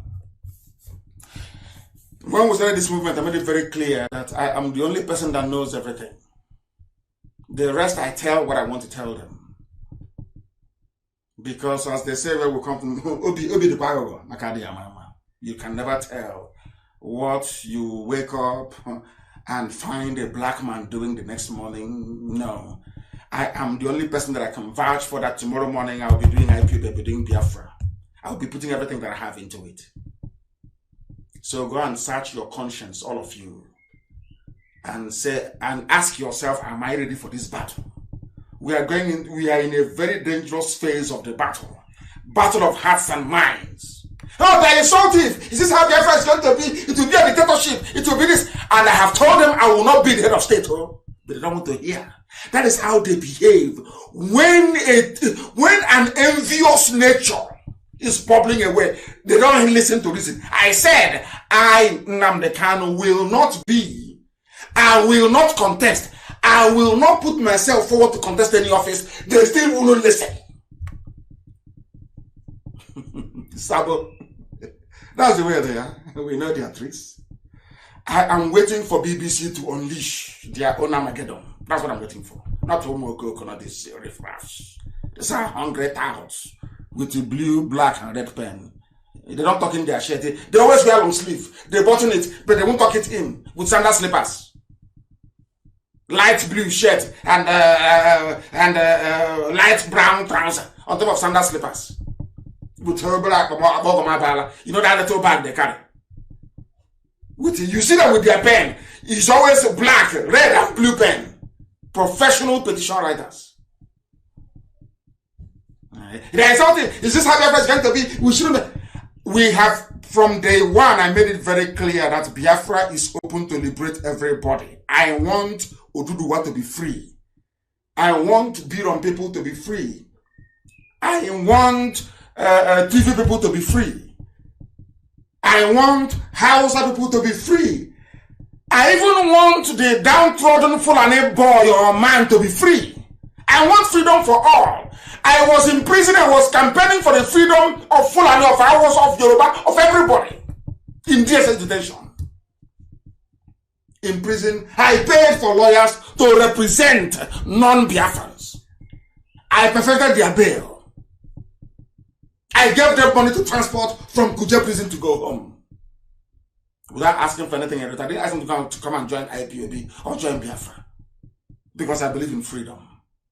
Freedom for everybody, not just for Biafra. I said for everybody. If you don't know. We must continue. We are live and we are there. The time now is approximately almost nearly 8 p.m. in the blessed land of Biafra. The whole world is listening. Humanity is, because they know we speak the truth. Why would they listen to us? You made this. It's that injection, you know, when we are small, your mom is taking you to go and get injection at the pharmacist. You'll be complaining.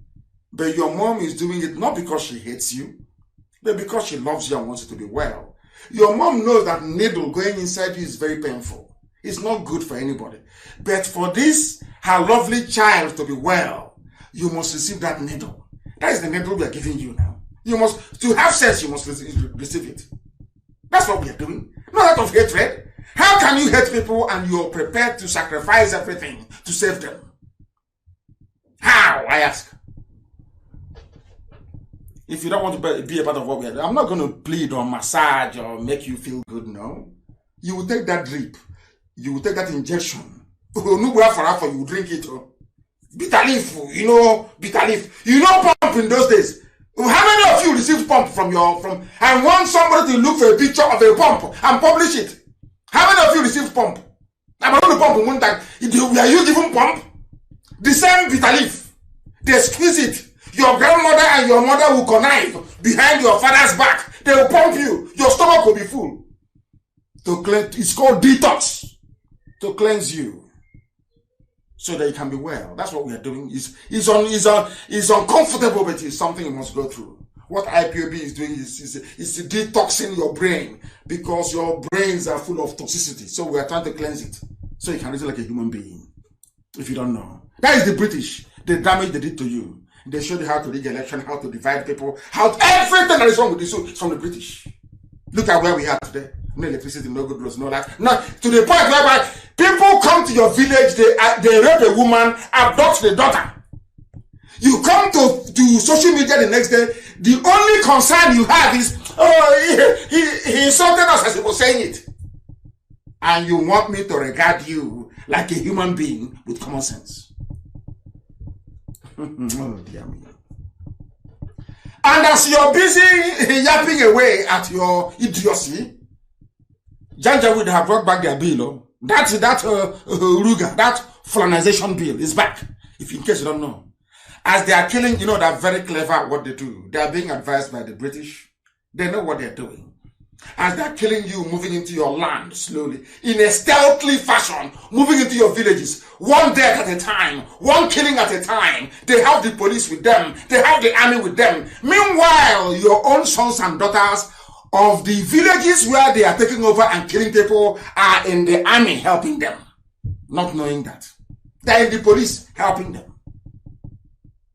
Or are you claiming you don't know?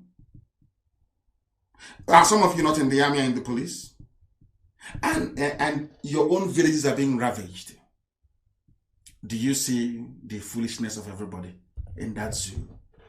Today we are telling you that they have resubmitted what they call an executive bill to the National Assembly for the federal government of the zoo called Nigeria to take control of all waterways and their banks in Nigeria.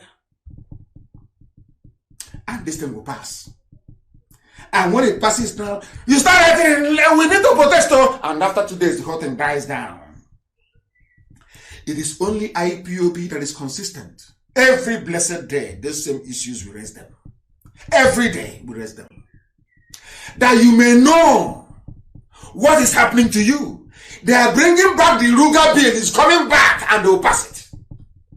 Because all the governors, they have promised them vice presidential slot, all of them.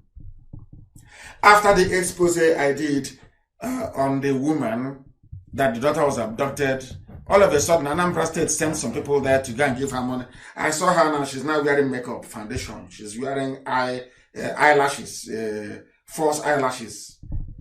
They made her up, brought a makeup artist, they made her up. And I'm thinking, is this same woman I was talking to the other day? That's how blacks are. Black people. Now you understand, don't you? What we're saying. Somebody saying, hey, this is a bad bill. All Nigerians, all niggers in the zoo must rise up now to resist this obnoxious bill. And for those who are listening from civilized societies, wondering why this man will be calling their own people niggers, is because that is their name. Nigeria is Nigeria. It's nigger. It's the nigger territory that is the name. And that is why they are Nigerians. They are the only people to be named after a slave, and they will take it. They are the only people that you come to them and say to them that your name which praises God in heaven, Somto Chukwu, is bad. You should try and answer Bonaventure, and they will agree. I want people to understand that there is something defective in the brain of a black man. That is why you will abandon everything that you are to adopt something that you're not even good at in the first place. Do you understand me? And somebody cleverly wrote, or should I say, commented or even observed what has been happening, what has been going on. The person said, do not blame Janjaweedism, Islamization, on anything else. Blame it on colonialism. Very, very important. Because our argument has been very simple. Very, very simple.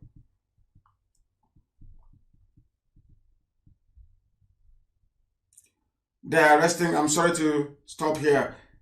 There is ongoing arrest of IPOB family members in a place called Amangu, Ede, in Afipo South local government area of Ebonyi State. They are not arresting Fulani headsmen that kill our people. They are not arresting Miyetti Allah terrorists who incidentally are serving in some of these governments. They are not doing anything of that sort, but they are arresting IPOB family members. So if you are a frontline IPOB family member in Amangu, Ede, in Afipo South LGA in Ebonyi State, we are receiving information now that SARS are arresting our people in that very area. Very, very important, because of the death of a Fulani person who died, and because nobody is able to account for why these Fulani terrorists died. They are now out to arrest everybody. That's what they're doing. That is the type of land that we are in. I do not know what is happening. We are trying to get to the Jihadi Watch site, and for some inexplicable reason, it is not opening. Because I want the whole world to understand what is happening. They have taken it off. Jihadi Watch. It's in Yahoo News, actually. Don't blame Sharia for Islamic extremism in the zoo called Nigeria. Blame it on colonialism. Some of you don't quite understand the extent of the damage that colonialism did to the brain and the psyche of people who call themselves Nigerians. You don't understand. Without the British giving power to the Fulanis, I don't think that today Miyetti Allah will be, should I say, the second most deadly terror group in the whole world. These are the damaging effects of colonialism that some of you are blind to, some of you cannot see.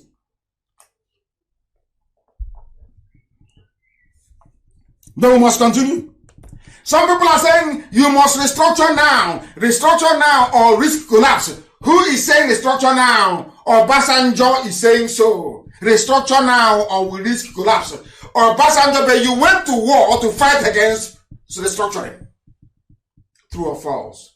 Ojukwu went to Ghana to negotiate at Aburi with Gowon. Ojukwu came back and said, implement Aburi. Gowon said no. The next minute, you people flooded our land, and by the time you are done, 5 million people lay dead. And now, after 53 years, you're asking for black people. You're asking for restructuring. You're asking for the same Aburi that all of you saw, but did nothing about. That is the way they are in the zoo. That is how they reason. Or Obasanjo is asking for warned again of a possible collapse of Nigeria. If the Buhari administration, of course it's not Buhari's Aisha's boyfriend with the Buhari mask, looked on while the country lapses into various insurrections and criminality. Who are the criminals you have in Nigeria? Fulani headsmen. Who are the terrorists you have? Fulani terrorists.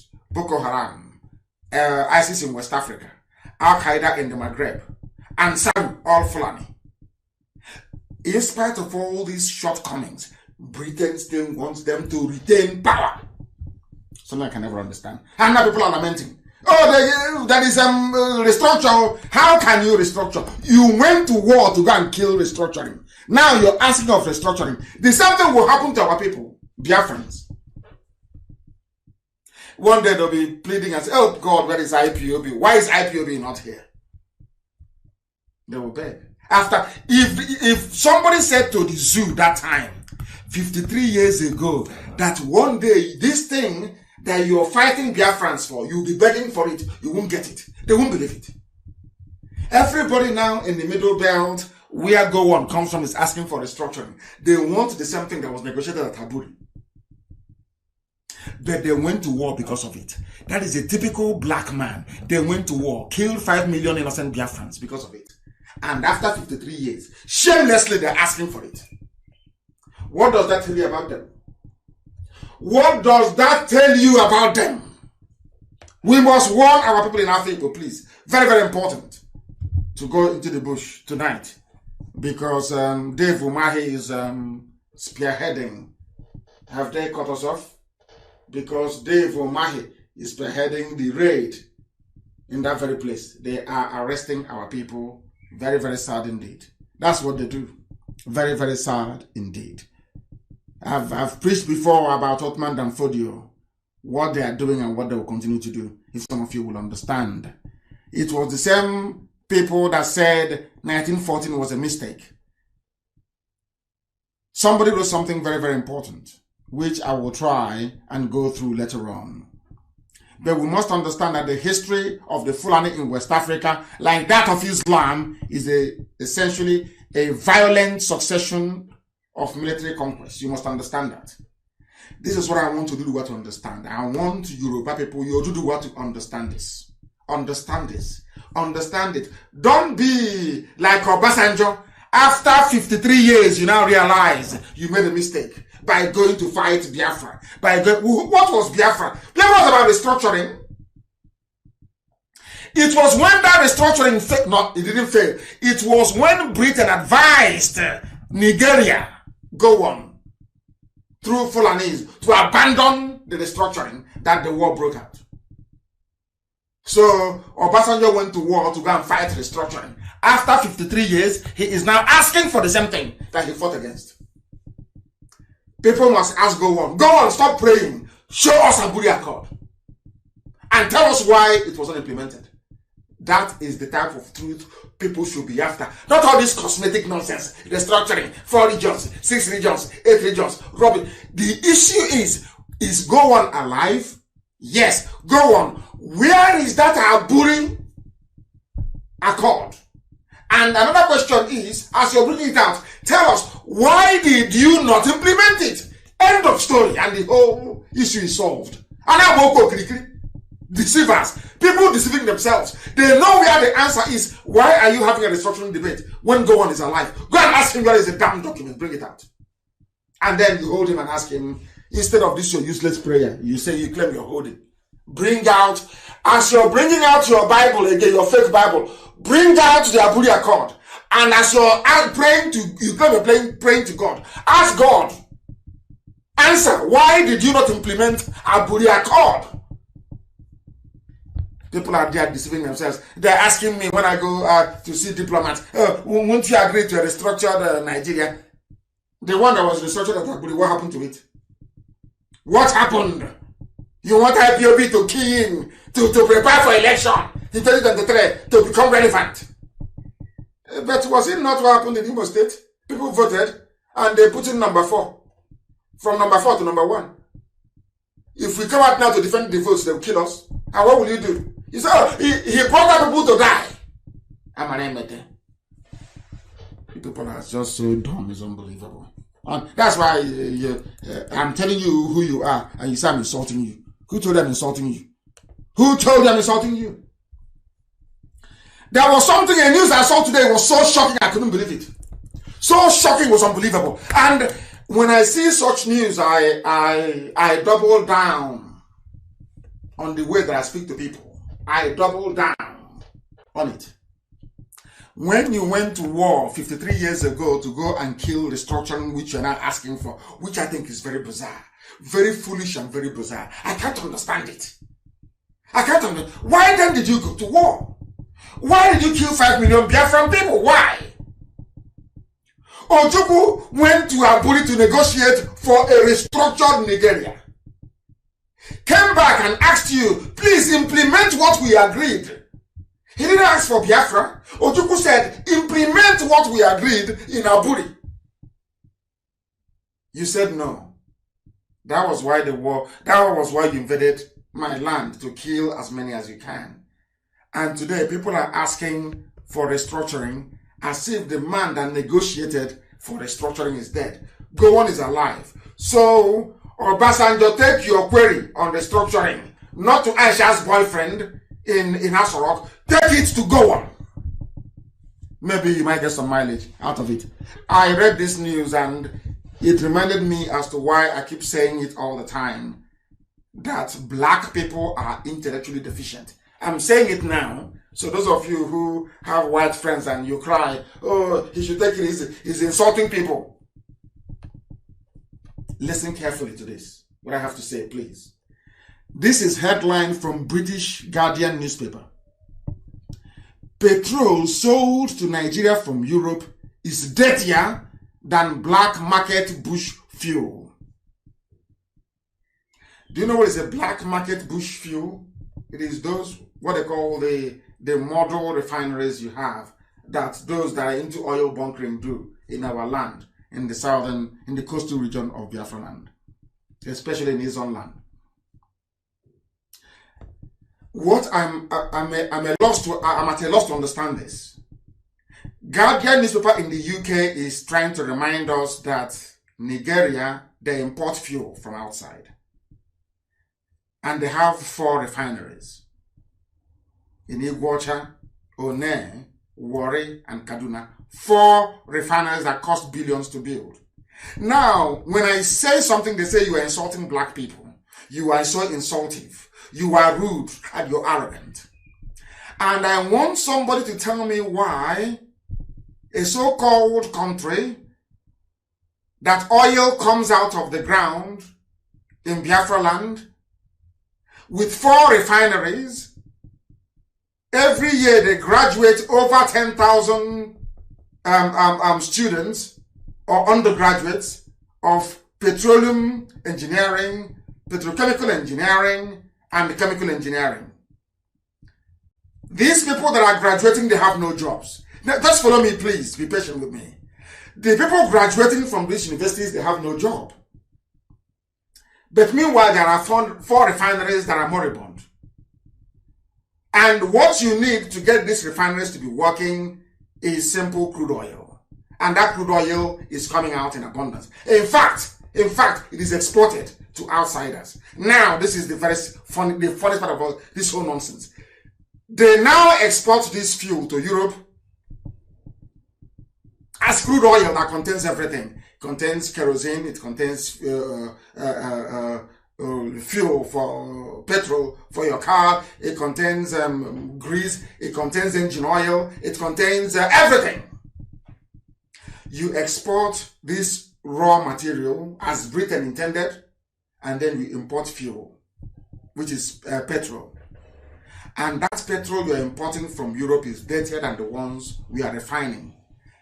And you always send the army headed by Fulani people to go into our creeks to destroy our refineries that is producing cleaner fuel than the one we're importing from Europe. I want the world to understand the level and the scale of foolishness of a black man, so that when we say what we say, they can now appreciate why we are upset, why we are very angry. We have oil coming from our land. We can refine that oil. But Fulani said, no, we don't want any employment in Biafra land. We want you to suffer, to go to Kanu, to go to Abuja, to go to Lagos. We want you to travel. We want you to emigrate out of your land in search of greener pastures. Go to Europe, go to America, go to wherever. It doesn't matter to them. They take that our oil, rather refining it in Iguacha refinery, or in One refinery, or in Warri refinery, or even in Kaduna. They say no. They export it abroad. These are your leaders. These are your elite, your intellectuals, those you call your political leaders. They are doing this to you. Meanwhile, your own children are graduating from University of Port Harcourt, Iguacha, of course, and from UST as well, in Iguacha, and many other universities. They have studied petroleum engineering, which means they are now ready to work in the petroleum sector, which means in the refineries. Yet there are no jobs. Hey! Do you see why we want Biafra? Can people now begin to understand why we need Biafra? Can you now appreciate what we are talking about? Can you now see that the zoo called Nigeria shouldn't stand? Do you see the quality of politicians that you're producing? Do you see how sad and miserable existence is? And the fuel that you're bringing in from Europe is dirty, much more dirtier than the ones we're actually refining, the ones that the Fulanis are destroying, the ones that are killing us over. Can't you see? Okay. Unbelievable. Unbelievable. Black market fuel made from stolen oil in rudimentary bush refineries, hidden deep in the creeks and swamps of Biafra land, is less polluting than the highly toxic diesel and petrol that Europe exports to Nigeria. They analyzed in the lab. They found out that what we are refining in the creeks is cleaner than the rubbish they are bringing from Europe. And when they see us refining, they kill us. And they bring in poison from Europe. That is the aspect of the reasoning of a black man that I can never condone. Do you see why I said that black people are backwards? Our reasoning is backwards. Do you see why we want Biafra? People graduate from universities. They graduate and they give them a very poorly made Chinese phone. They come online campaigning for one idiot or the other, saying it's the turn of my village. Yet they have no jobs. The refinery is up the road, it's closed. The one you're trying to refine in the house is better than the one they're importing from Europe. They transport the crude oil to Europe, they only bring back one item, petrol, out of it. So all the other components, aviation fuel, paraffin and everything is now left to European colonial masters. And you come back and you claim you're intelligent. You claim I should respect you. Are you not even ashamed of asking me to respect you? That is how the zoo flows. That is how they work. That is how the zoo works. That is how it works. And that is why we must do all we can to ensure that Biafra is restored. Restored in our time. Restored in our time. Restored in our time. That is the way it is. That is why somebody wrote today, I got it very early in the morning. The person that said, wonder shall never end. Those of them that believe in one zoo, one Nigeria, how market? How? I posted it. How market, I'm asking you. They have now flagged off their gas pipeline to Tunisia, to Algeria. And you're busy writing rubbish on Facebook. Nnamdi Kanu is insulting. IPOB, they insult you. They are digging pipe and taking the gas to North Africa. You morons, you idiots. You're busy writing rubbish. Polluting everywhere with your daftness and your ignorance. Your oil is traveling all the way to North Africa. Your gas is all the way to North Africa. And you're foolishly there, as useless as ever. You're a graduate of petroleum engineering. No jobs. That's the thing you should be working on is traveling to Tunisia. Traveling to Algeria. And you're there. Campaigning for the next idiot for another 4 years. When you know that Biafra is the way that leads you into the light. You're busy gossiping your lives away. If you have something meaningful doing, will you be gossiping your life away?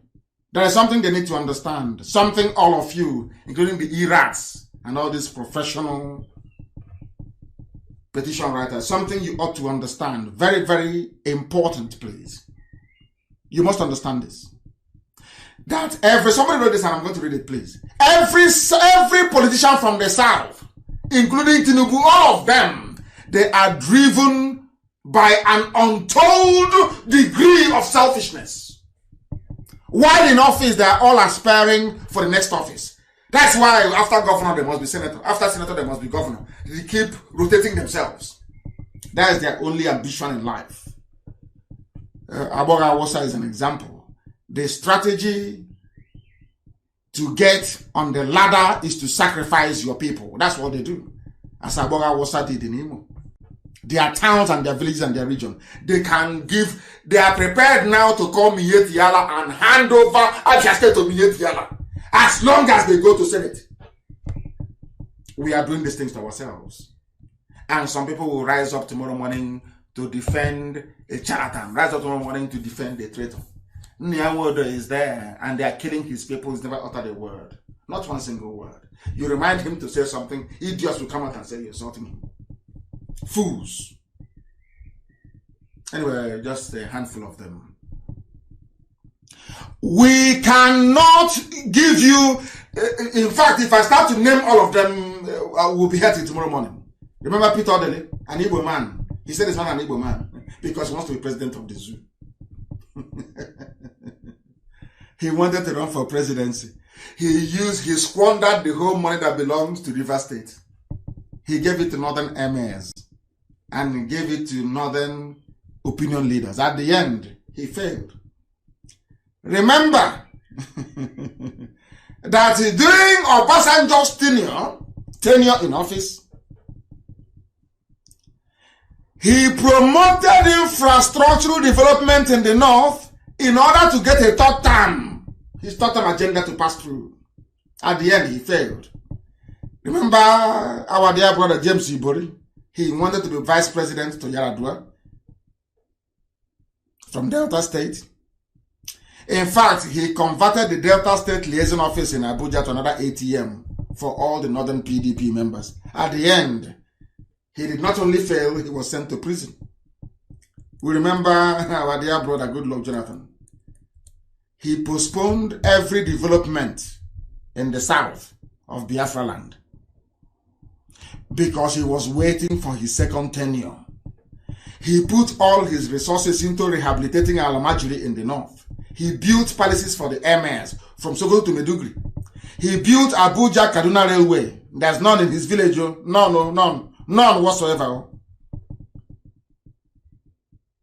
Oh my goodness.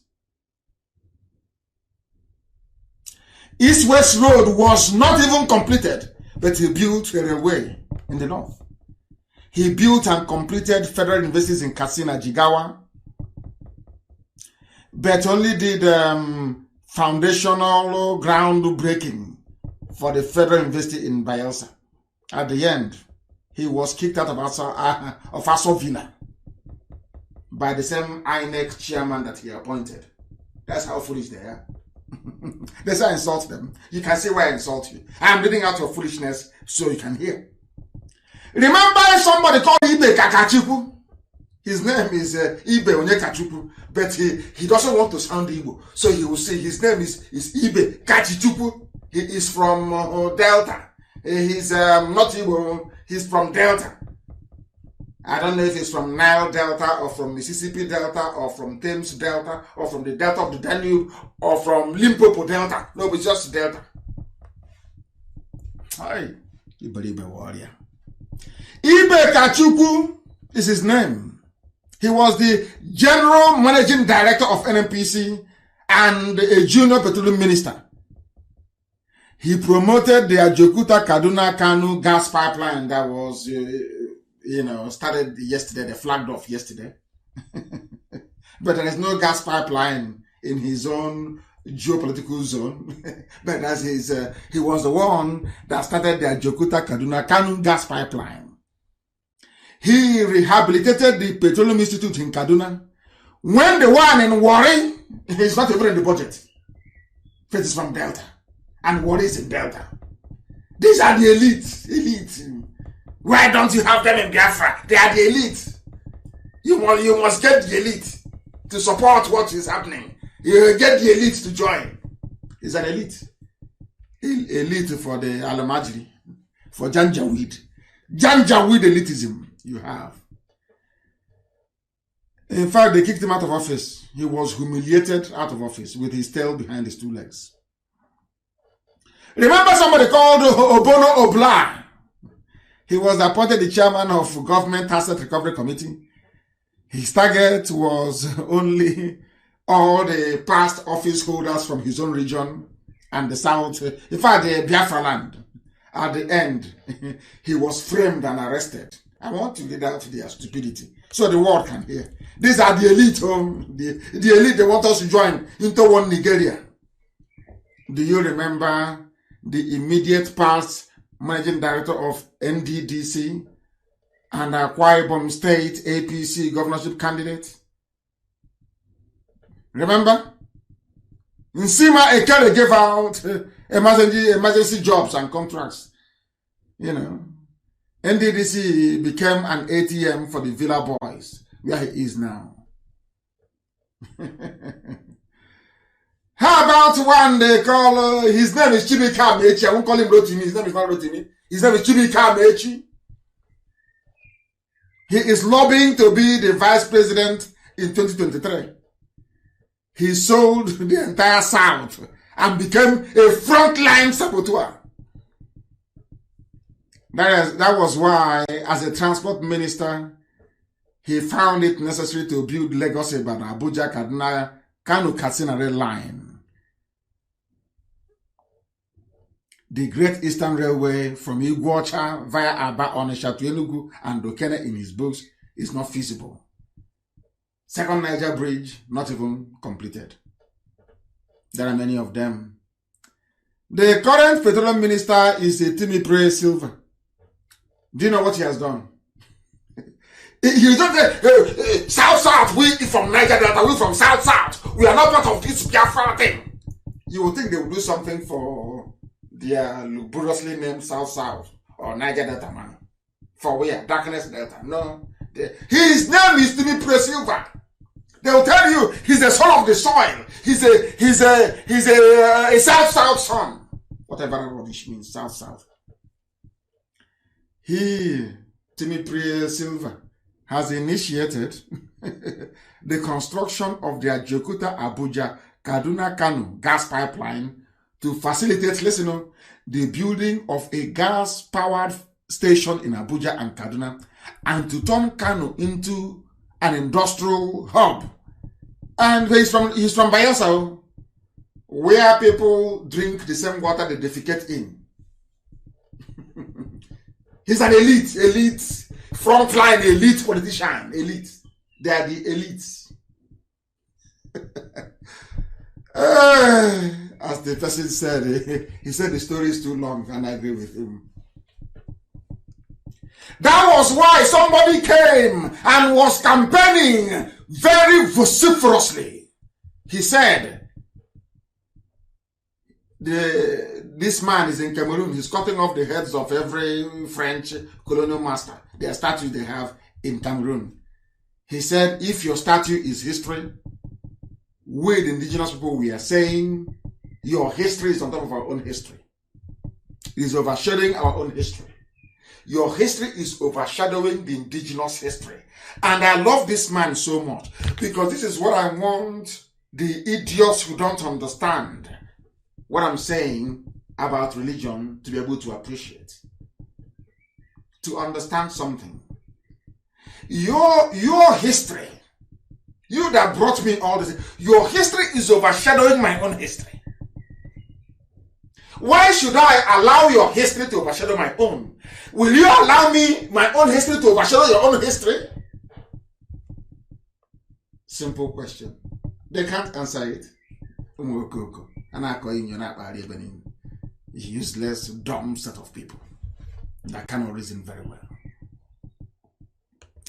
That was why an Akwa Ibom born lady married to a man in Cross River State cannot be the Chief Justice of Cross River State. This is what the zoo has done to us. The people making all these policies, all these idiotic policies in Cross River, they forgot that Cross River and Akwa Ibom are the same people. They forgot that there's nothing called Efik. Efik is a derivative of Ibibio. How can you go? I don't, it's so painful. Honorable Justice Ibeme,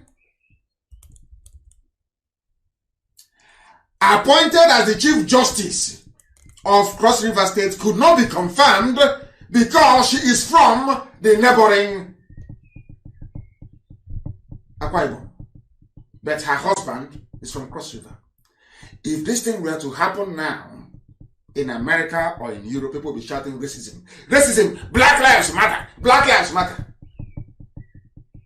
You see all these stupid states they created for us, what it has done to us. The husband is from Cross River.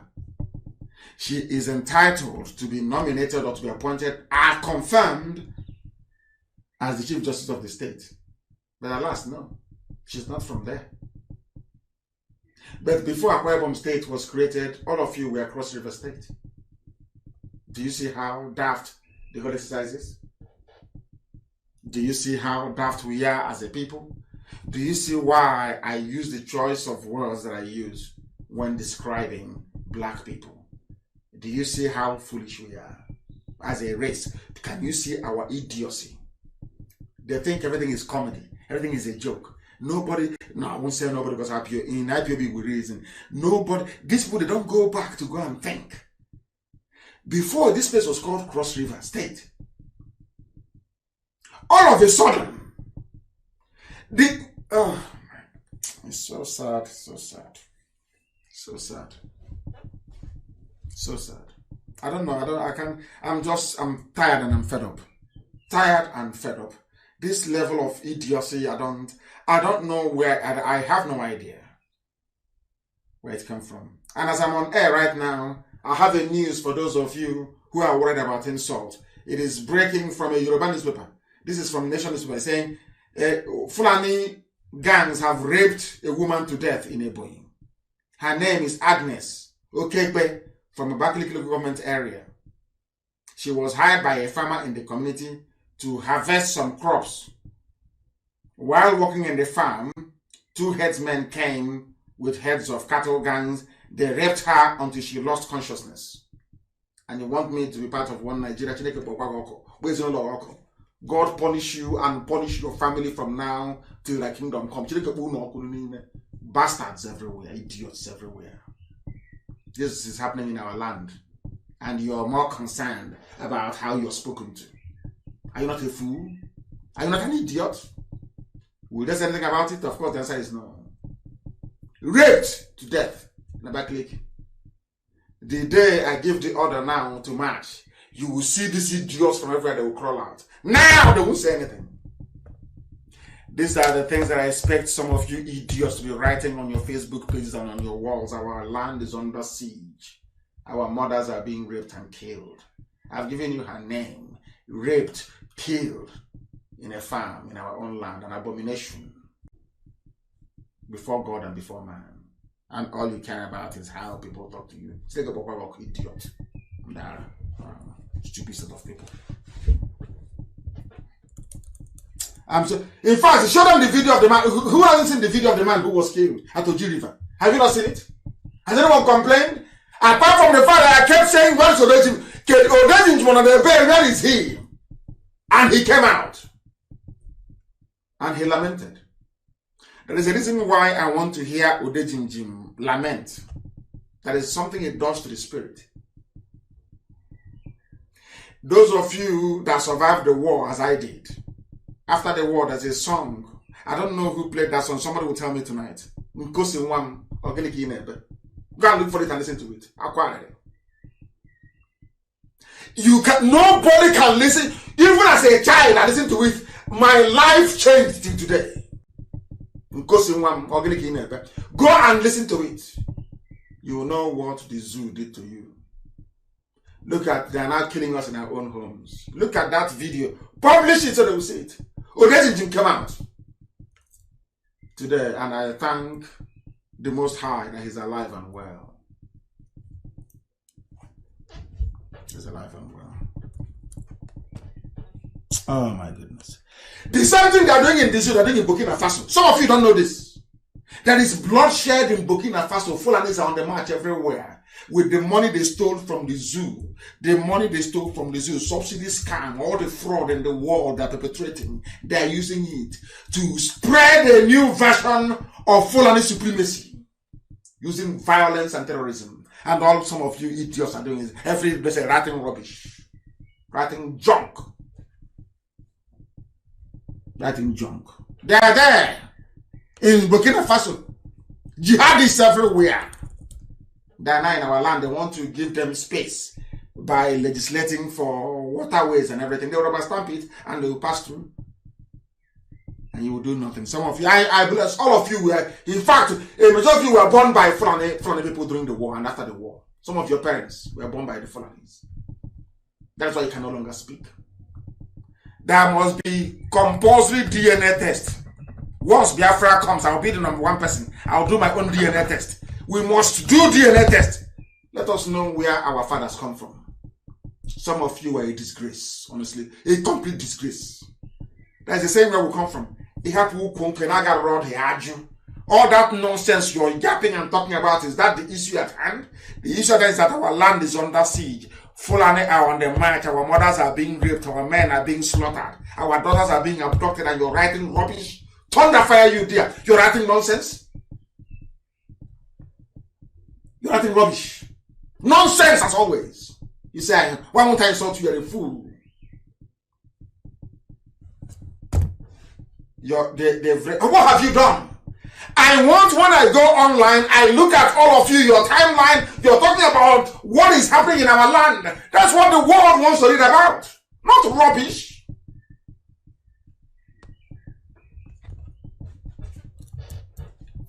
Little more than 5 years ago, Burkina Faso was on the up. It was going up, priding itself as a favored tourist attraction destination for Europeans. Today, the country is sinking, battered by a jihadist revolt that swept in from the neighboring Mali, Janjaweed on the march. They rode into Niger and cast a shadow over the country, destroying it. That's what they're doing to us. Writing rubbish. Only you idiots know how to write on Facebook. Fools everywhere. Burkina Faso is in serious mess, is in trouble. Very serious trouble. Very serious trouble. The same way the zoo is in very serious trouble. And none of you can do anything about it. It was only yesterday that the Enugu Anglican Church, I'm sure it is Archbishop Chukwuma, now telling them, this is what I expect the useless Moto to be doing. Useless to the core. Compromised fool. Kneeling down to beg. His useless errats will not write about it. Why did you kneel down to beg to be made ordinary governor of your state? Kneeling down before Yoruba man to beg to be governor of your state. Kneeling down. You don't know the video exists. It's just I'm not a blackmailer. I don't believe in blackmail. I'll release it. I don't believe in it. Anything I say is gospel, and they know it's the truth. Every word I utter is gospel. I told you Burata is not coming back. I told you, what's his name? Osibajo is missing, presumed dead. I told you Asorok is empty. He's empty. You can camouflage it. You can pay as many people as possible to riot. I'm writing to Buhari. Buhari must respond. It's rubbish. You know Asorok is empty. You are all deceiving yourselves, hypocrites. All of you are hypocrites. The Janjaweed Nam Yunopara. Fulani, they are like a parasite. There is this parasite, I don't know. It's like a fish, but it's not a fish actually. I don't know what it is. It latches onto a fish. They keep sucking that fish until there's no more blood left in it and it will die. That's what Fulani is doing to you. By the time they enter into Yoruba, they will gulp you down. They will swallow you whole. It took Obasanjo 53 years to be lamenting like a baby. 53 years to realize Ojukwu was right. It took Obasanjo 53 years to realize that Ojukwu that was demonized was right. The same way some of you realize it. The IPOB have been right all along. Mad people everywhere. Enugu Anglican Church have said that all the security personnel from the north serving at various checkpoints in the southeast should go because they are the ones, they are the Janjaweed that are coming in. They are the ones making your life a misery. Why can't our people police our land? You go and bring a Fulani man to be commissioner. Oh my goodness. I'm so upset sometimes that I don't know. I'm so upset. They can't say anything. Just to be talking rubbish. Insecurity everywhere. Insecurity everywhere. Everywhere. People are suffering. People are dying. And all they do is say, 2023, who is your governor? Have you seen Edo State? Oh, is your boss a kid here? Is he winning? Is he leading? Blacks are useless. Especially the animals from the zoo, Nigeria. I don't know what they teach them in their useless universities. Only God knows. Only heaven knows what they teach them. But they come out more useless. They come out more foolish. They come out more intellectually handicapped than they went in. This is a lawmaker. I want to play a lawmaker for you, telling you the level of insecurity in the zoo. The level of insecurity in the zoo. So you understand. A lawmaker. A lawmaker in Abuja telling you what is happening in the zoo. And some idiots only concerned about insult. Insult the way they talk there. Who knows? I don't know anyway. Listen, please. Listen. Mr. Speaker, where are we going? Listen. Mr. Speaker, I cannot go to my village and sleep. I cannot go to my village and spend a night. I'm speaking to you. Adamuchika speaking. For the last 1 year, wallahi, I can't go to an APC member of the House. And this is where I find He's crying in the House. Mr. Speaker, it is terrible. He's crying. It is terrible. Of course it is. We have to do something about it. Thank you, Mr. Speaker. Are you listening now? Did you hear that? This is supposed to be a lawmaker. His name is Adamuchika. APC, Niger State, Niger State. He is lamenting. He is crying. Begging for something to be done. He has not gone to his village. He is crying. Is he concerned about insult? I'm asking you, is he concerned about insult? Is that what are you going to stop Biafra? Once we commence our march, if Sunday you will fall, we'll kill you. We're going to where we're going to. Save all that nonsense you're writing, save it to do your proper sabotage work, to write to governments of the world, to report to Nnamdi Kanu and IPOB. Because if you think I'm going to keep quiet as they continue to kill our people, then you're dreaming. Do you think I'm keeping quiet? I'm collecting all the evidence, that's all. So that any day I give the order to march, the world will see that they are the ones provoking us. You think I'm a fool? I know what I'm doing. We are keeping quiet, collecting all the evidence. So the day I give the order to march, the world will know that we are the aggrieved party. Not all the lies of 67 to 70. After 53 years now, can we restructure? The same restructuring. Why you went to war? After 53 years. Because you have no vision, you have no foresight, out of envy towards Ojukwu, because he's well read and blessed. After 53 years, you're begging for something that Ojukwu gave to you on a platter of gold in 67. On a platter of gold. You said no. Out of your envy. That is the thing about the enviousness of a black man. It is blind, it doesn't see. When some of you now, 2 or 3 of you, are writing your usual rubbish in defense of Nyanwood. That was how Ojukwu was castigated. He's a rebel. He's a rabble-rouser. He's a young man. He was only 33. He doesn't listen to elders. He doesn't do this. Isn't it very funny? That after 53 years, those that claim they know they are begging for what Ojukwu gave them on a platter of gold. And you're not ashamed of yourselves. Let us listen to Adamushika again. I love his lamentation. He was crying. That is the zoo for you. That is Nigeria for you. That is the colonial contraption that the British built for you. That is the human misery of a country for you. That is where you export oil, crude oil, and import only petrol that is dirtier than the ones that we are refining in our bushes.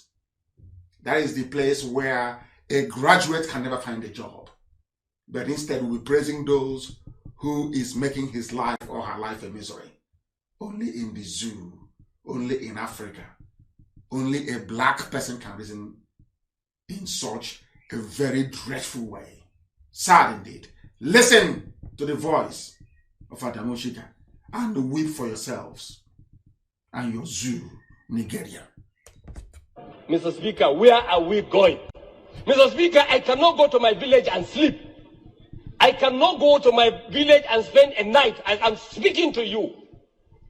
For the last 1 year, wallahi, I can't go to my village and sleep. I feel very insecure. And this is where I find myself. Mr. Speaker, it is terrible. It is terrible. We have to do something about it. Thank you, Mr. Speaker. Did you hear that? That is the legendary zoological republic for you. That is the way the zoo runs. People don't reason. When you try to correct them, you're insulting us. So is it not better for you to be insulted and you reason properly and do something about the state of insecurity in the land so that you can go to your village? If you've learned nothing this evening, as an aspiring traitor, baby Sabo, if you've learned nothing today, because Nyanwodo comes from a lineage of saboteurs, if you've not learned anything today, I want you to learn this, or to take this away. Ojukwu was called every name under the sun. The British demonized him. Secessionist. All manner of names were leveled against him. Today he's in the grave of blessed memory.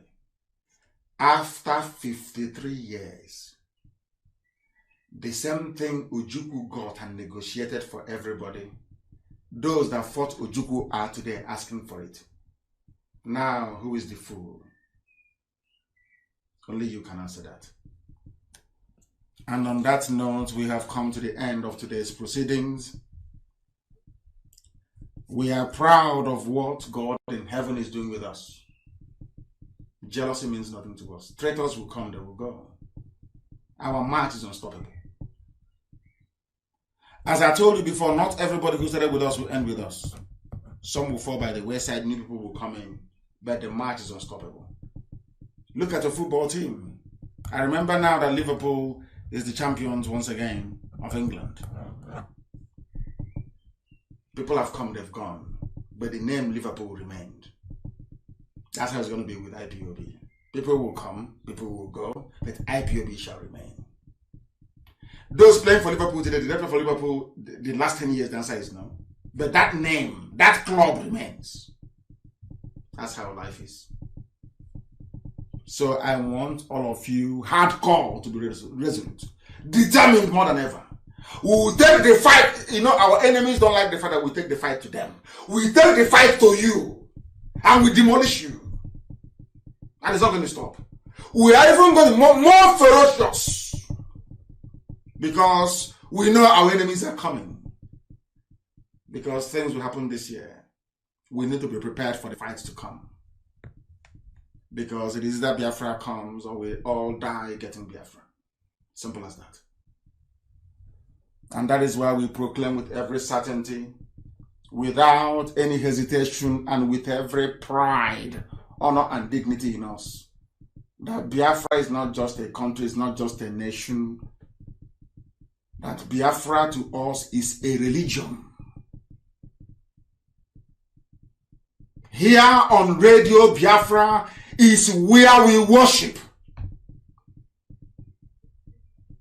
Because Elohim Adonai El Shaddai, God Almighty in heaven, the Alpha and the Omega, is our God. From me, from here, it is good evening.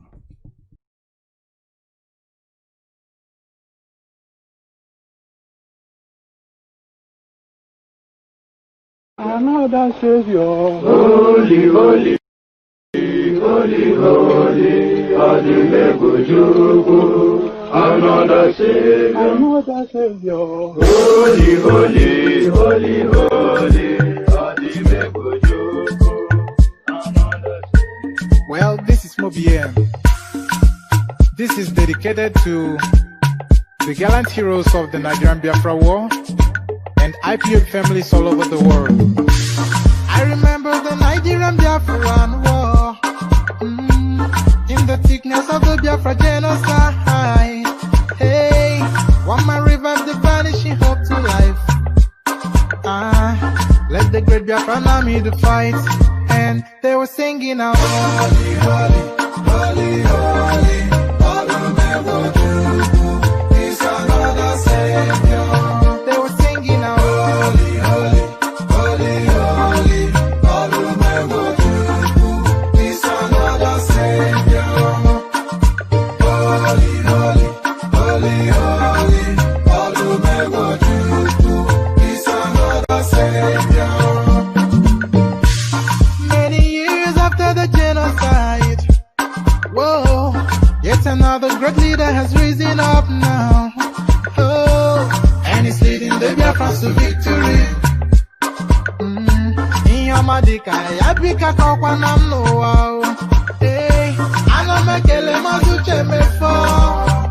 Manemo, it's an honor having you on board. When I'm singing along, holy, holy, holy, holy, Nnamdi Kanu is another Savior. Sing along, holy, holy, holy, holy, Nnamdi Kanu is another Savior. When I sing along, holy, holy, holy, holy, holy, holy, holy, is another Savior. Getting moving right and getting moving faster now. Holy, holy, holy, holy, Nnamdi Kanu is another Savior. Holy, holy, getting moving right, getting moving faster. Got the freedom is another Savior. Yeah, for freedom. Holy, holy, holy, holy, Nnamdi Kanu is another Savior. Another Savior, holy, holy, holy, holy, Adimebujuku.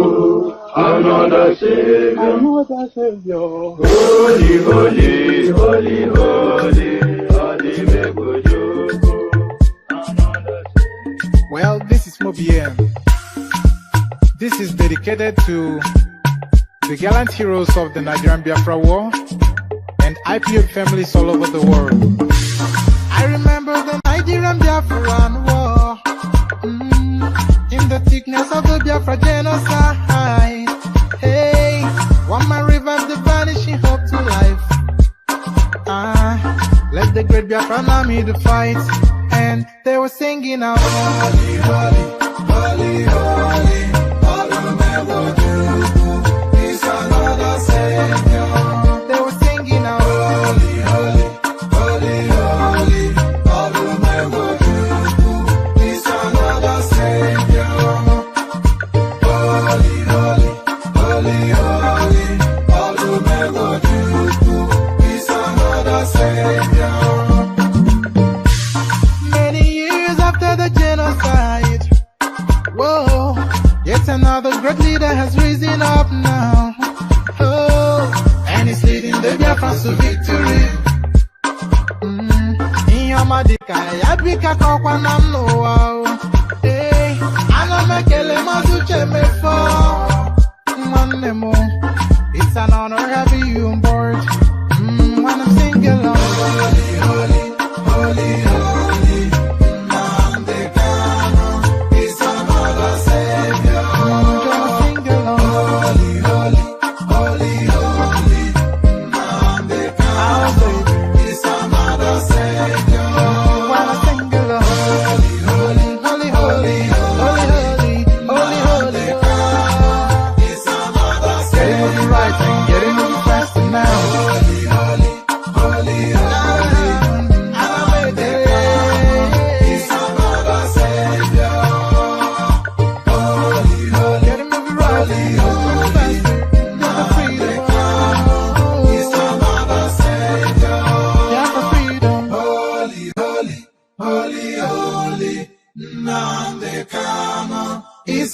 Lord and Savior.